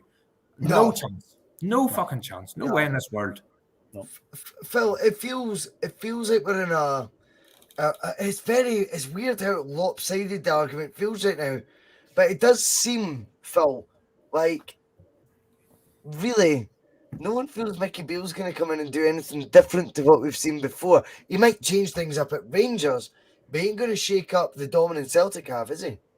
No, as long as we keep doing what we're doing, then I think we'll be absolutely fine. We're a well-oiled machine now. And on that note, I don't know if you looked in the Boise Bus chat in the last half hour, David Logue shared an interesting stat, which I think needs to be recognised here. Go for it. Carter Vickers and Carl Starfelt have started 38 league games together now and have not lost any. That's the equivalent of a full season. 38 league games. Astounding. So, thank God for Carter Vickers. I think that's also can be twisted as well. I think Starfelt plays his part. I think there's a lot of fans are going back to the turning against, not turning against necessarily, but there's a lot of slander about Starfelt. Oh, come on. Phil, I get that. Right. Yeah. Firstly, there's always better. There is, but what we've got right now, I think Starfelt is good. You know, okay. 38 games. How many did Starfelt play against Rangers out those 38 games? That would be a standard 4. Has he played 4 of those 38 games against Rangers? I don't know. Maybe he has. But no, there's an upgrade to be made there. Ask somebody else. He's never been for me. He's not for me. He never will be for me. Even in today's performance where there was absolutely no threat, there was bits from Starfelt that you're just going, what the fuck? Do you know, I do think the guy's got qualities, and I know I'm always beating down on him. I promise myself every week I won't talk about Starfelt. He's got qualities. I think as a defender, when the backs are against the wall, Carl Starfelt comes in. But give the guy the ball. Give the guy the ball and ask him to start to build from the back, which you need to be able to do as a Celtic centre half in the SPL. Those guys need to almost have the creative ability of a midfielder, because they have so much of the ball, so much relies on those players coming up to the halfway and starting to create stuff. He's absolutely lost in that environment. And I know Mark wanted us to touch in one moment. Boise, I don't know if you've seen it or not. He played the ball back to Joe Hart. Joe stretched for it. He didn't get it. If it was on target, it was touch or go if it was getting in or not. And I think there was a bit of a Phil. You were in the stadium. You can maybe tell us what the view in the stadium was. But as an armchair observant, you were going, "Holy shit, this might go in." Yeah, I'm down the other end. I'm in the Jockstein end, but yeah, there was that collective sharp intake of breath around the stadium, especially after we saw last week with the dodgy moment at the back. But yeah, the back pass, Joe Hart didn't judge it particularly well, and it could have been a bit of a disaster. But luckily we evaded it there. But there's always those wee moments. It was a bad pass. It was a bad pass. He nearly that was nowhere near. I mean, he nearly snaps his ring piece reaching for that ball, right? I mean, it was just about. You can see him. I go, oh fuck no! I better not do that, right? Just get it all about him. But it was a terrible ball back. You don't want your keeper running out and. But he's not capable, and Joe Hart's not capable of it. Aye. I've seen Jens warming up, and I'm going, "What the fuck are you warming up? There's zero chance of you coming on, like." Yeah. Phil, Jen Kobayashi. See today, right? See if it had went 2-3-0. Everyone's pitching themselves like that, by the way, Liam. Well done. But I think the second half performance is that comfortable. We should have been further ahead than what we were. See, despite the scoreline, do you think there was? See if we justified the dominance with a scoreline that was broader than what it was in the 2-0. Yeah. Kobayashi would have came on, eh? We'd have given him 10-15. I would have also to see him. Aye, because at 2-0, they weren't they troubling us at all, because there was a point where Carter Vickers was down for a while and Kobayashi and Jens were both warming up, and I did say to my dad, I went, I know it's only 2-0, I know only, but you know, it was a comfortable 2-0. You know, now's the time to put Kobayashi on. If Carter Vickers has taken a knock and it's just a sort of precautionary thing, just, you know, I don't think we're in any danger here. Give the boy a chance, because much has been made about Kobayashi as a naturally left-footed centre back, and everyone goes on about the Starfelt stuff where it's like, you know, he's not comfortable playing on the left side. So it's like, well, move Starfelt to the right and bring Kobayashi or give him a chance. But no, we opted to just stick out with Carter Vickers and stay on. But I would have liked to have seen Kobayashi get a chance. And also, I saw Stuart Miller's comment earlier on. I'm with you on that one. This Starfelt slander. I know, mate. I'm right with you there, Stuart. I'll stick up for I don't think Starfelt. it's slander. I don't think it's slander. I think at the end of the day, know. there's been a guy brought in called Jens who was meant to take Starfelt's place or given the opportunity while Starfelt was injured. Yeah. He hasn't done it. We've seen the last game at Ibrox Monday, Jens relegated from the full squad. Maybe he was part of the bug. I don't know. Kobayashi on the bench. Kobayashi on the bench again today. However, it was Jens we've seen, warming up today, which confuses you a bit more. But I'm all for it. See, at the end of the day, I think there was enough flaws we identified in Starfelt's game last season as well, where we could say, we can still do better. Oh, of course we can, yeah. I don't think there's anything wrong with that, Terry. Like, there's nothing wrong with going, yes, he's a staple of the team. Yes, he's got a good record. Could we improve on that? I think so. 100%. And I definitely think a natural left-sided centre-half we've missed. I just would like another CCV. One for the right and one for the left. Fucking right. What was a wee bit strange today? There was a really short period. It was maybe just because of the way the game played out, but they did swap around. But it was probably only just because of something in the game, where they swapped around and Starfelt played on the right and CCV played on the left. And I don't know, maybe Starfelt's more natural position is on the right hand side, but because that's CCV's berth, he's shunted onto the left. I don't know. He's not a left-sided centre half today. I don't like beating up on him. I don't like beating up on him. When no one's beating up on him, he's playing out of position. There's no two ways in my mind. Well, he's not better than CCV in that sense. Right, so CCV plays. So, there's the argument over. CCV's better than him, so he plays right side of the centre back pairing. If you want to get him beside CCV, you're going to need to play in your uncomfortable position. Right, that's it at the end of the day. And if that means Starfelt, you're going to need to play on your wrong foot, you're lucky to be in there. And Kobayashi comes in as a natural left-sided centre-half going, I think he gets his chance. I think he gets his chance in the next couple of weeks. I really do. I think he gets an opportunity. He'd probably start, I don't know if he'd start in is the next game the semi-final of the World Cup? I reckon he definitely gets a start in the Scottish Cup, and it's kind of like, you know, if he puts in a really top performance in that game, he maybe stays in. I don't know. But here, what a player CCV is, by the way. Look at his performance at Ibrox. The strength that man has, strong as an arm. Do you feel, Liam, I'll come at you. Do you feel that CCV is the standard we should start holding our defenders to? Because see, for me, we've got a guy called Cameron Carter-Vickers who's came in. It's cost £6 million, right? Why not make that the foundation of that's the level now you need to be to come into the team? Not bring it, the Jens sign. I've talked about the summer transfer window at length. It was described as the best transfers window Celtics had. None of them make our first team. None. Not one of them. Moy, maybe. And again, that took 3 months for that opinion to turn, right? None of the rest get in. So let's be real here.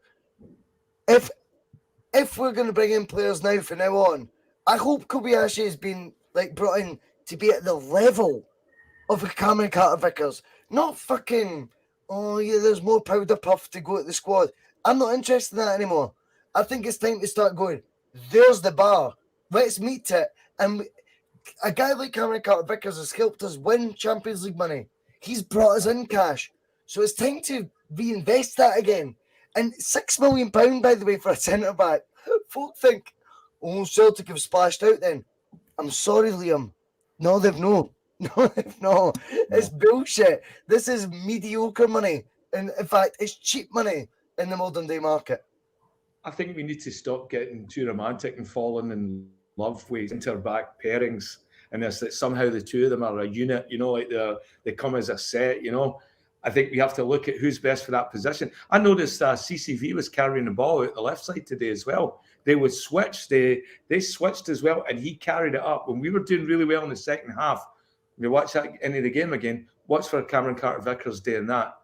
I think as well, as soon as we bring in players, if there's a chance for them to play in that first team, let's get it in. I hate stockpiling players. When somebody's new, I'm following it. I'm excited.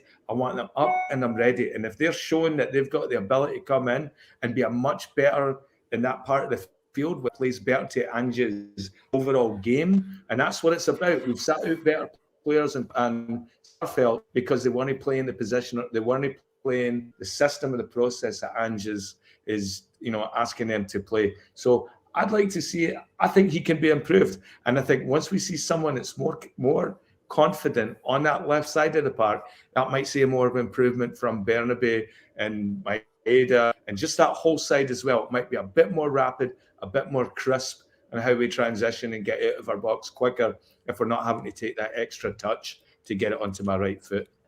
It's been a bit hard though for Starfelt, hasn't it, Liam?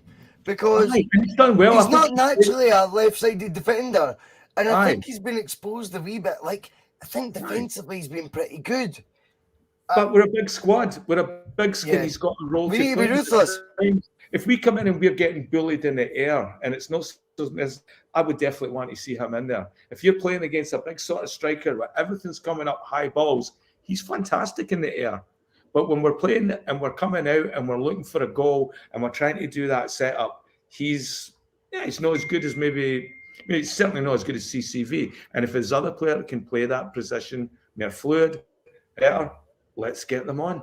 I mean, this is Celtic. You got it best, and we're building a team here. And Phil, we've been excited. Phil, we've been excited by the arrival of Ivata. We've seen the photos outside the airport. This is the J-League Player of the Year. He was on the park today at half-time, spoke a wee bit of English to the crowd. Yes, well, apparently Ange told him to learn that 12 months ago. I don't know if you've seen that story. So about 12 months ago, Ange had said, start learning English. That's the truth. That is a story, which is fine. Yep. Kobayashi interests me. I think he will bring the balance to the centre half pairing, and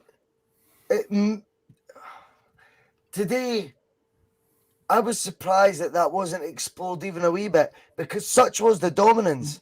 No. You need to remember, Phil. Okay, 2-0, you'd go, why the fuck would you risk it? It wasn't a risk. 79.3% possession we finished the game with today.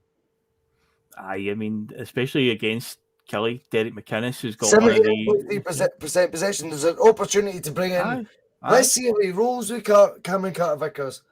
I wonder if Starfelt gets a wee bit of the sympathy treatment a wee bit. That is what I think. Starfelt was a big investment. And I'm not convinced it was all an Ange signing. But I think because of the value of him, Ange had to wade in a wee bit and go, yes, do it. But I wonder, had Ange arrived a month earlier, would Celtic have spent £4.5 million on Starfelt? I don't know. Interesting. I think the timing of Ange arriving dictated some of the signings, weren't Ange signings, right? You must agree with that, Phil. Yeah, oh God, yeah. There's some, you can identify right away. Yep. And then there's let's talk like a VAR ref. Some are subjective. Yeah. And I wonder if the Starfelt one was a bit subjective, where Swedish international coming for Russia, £4.5 million. Fuck it, do it. And now he's doubling down on him. I don't know. I just feel that for Kobayashi to already be seemingly ahead of Jens would tell me it won't take long for him to get ahead of Starfelt. Well, the thing about the Starfelt one is, the only thing I can base this on is I do remember there was a moment in a press conference last season where Ange shot down a a reporter that gave him a bit of a snidey comment about Starfelt, and his answer was along the lines of, "Look, I bought him, mate. I know what he's capable of." Yep. So that kind of gave me the impression that, Ange obviously endorsed that signing. But no, I think what you're saying, that there's probably a crumb of truth in there, because remember, he was bought right before we played Hearts on the first day of the season. It was around that time we'd just been knocked out by Midtjylland, and we kind of needed bodies in. I mean, wasn't he to the sort of McCarthy and Joe Hart levels where it was like we just need people in? But there probably was some due diligence done on Starfelt. And I do agree that we can always get better. That's always, possible. But Marquis has got a great point now, Phil. Read that out, because I think this is so would be true. awesome in a backs to the wall system where all has to be done. Yeah, see him away against Liverpool at Anfield. See him away against like Stuttgart away, and that's road to Seville. Give me Starfelt. Stick him in there instead of O'Haran. You know what I mean? Like, he would just nail that. We don't lose the type of football we're playing, eh? It seems that this season as well, we don't lose headed goals when Starfelt's in the team, because at the start of the season, when he was injured, I think like the first 4 or 5 goals we conceded domestically this season were all headers. But when Starfelt came back into the team, because we lost 2 headed goals at St Mirren, that Jakaviti that plays for Ross County, he scored twice against us this season, both headers. Jakaviti. It sounds like he makes fucking biscuits or something. Aye. He scored twice. So it seems like when Starfelt's on the park, he wins everything in the air. And see, when he doesn't have to think on the ball, he's great at just clearing his lines, heading it away. But it's when he has to dwell on the ball, that is his weakness. But the manager's telling him to play that way, pick up the ball and run it out of defence and stuff like that. He's on his wrong side. He's clearly not that comfortable doing it, but the manager's going to keep telling him, that's what I want you to keep doing, because maybe practice makes perfect at the end of the day. Maybe I'm just trying to get him to that stage where I'm just going to keep sticking it out with you. But no, it's a stretch, Right, listen, lads, it's been nearly 3 hours. We're going to call it. Wow. I thank everyone who's watched. There's 189. Please hit the like button. Yes. There must have been so many folk watching right now. Hit the like button, you bastard. It's called to be thumbs up thing, right? Just hit it. I don't need you to turn on the notifications. If you don't, more fool you. Because we are here every day, basically, now, producing Celtic content. We've got guys like Liam in Toronto. Not in Toronto. Vancouver. Canada. Yeah, Vancouver. I just say Toronto because I'm used to saying that. He's in Vancouver. He's in Canada. And he's getting up at daft o'clock to entertain you all. Right? We've got Terry, who's, I don't know, still in Jonathan Boyce's basement getting battered to a pulp. The scandal of Sterling. No one knows the truth about what happened in Sterling. I'm still waiting to find out. But listen, the crimes that shook Britain will be visiting Sterling in the future. I appreciate you all coming on, Phil, especially you late on. You're a legend, mate. Right. And for everyone else who's watched, thank you so much. It's been a 3-hour stream. It's as far as we can go. There's only so much time we can talk. But don't worry. You think we're done. The Boise bus picks up and drops off twice tomorrow. The Sunday Blether, where David Logue starts picking apart comments that have been made by the bus in the past week. He starts tearing them apart and putting them to the judge. It's all going to get very, very interesting. And Regan Stevenson's not been on in 3 weeks. So when he comes back, boom. You know what I mean? Because Regan does not mince his words, as you guys must testify to. If there's one guy who tells his truth, it's Regan Stevenson. He'll be back tomorrow as well. Mm-hmm. So after that, there should be, albeit any last-minute cancellations, me introducing a new contributor to the bus in Steve O'Matt. Hopefully that'll happen tomorrow. So I thank you again to everyone who's watched. Hey, by the way, -12. I know it's cold outside, but as Pink Floyd said, I feel comfortably numb. Some of his comments about me deliberately trying to cause controversy. Well, I work in the media now, and you've got someone sitting there next to you who's an embarrassment to the media profession. He's an apologist. He's a charlatan.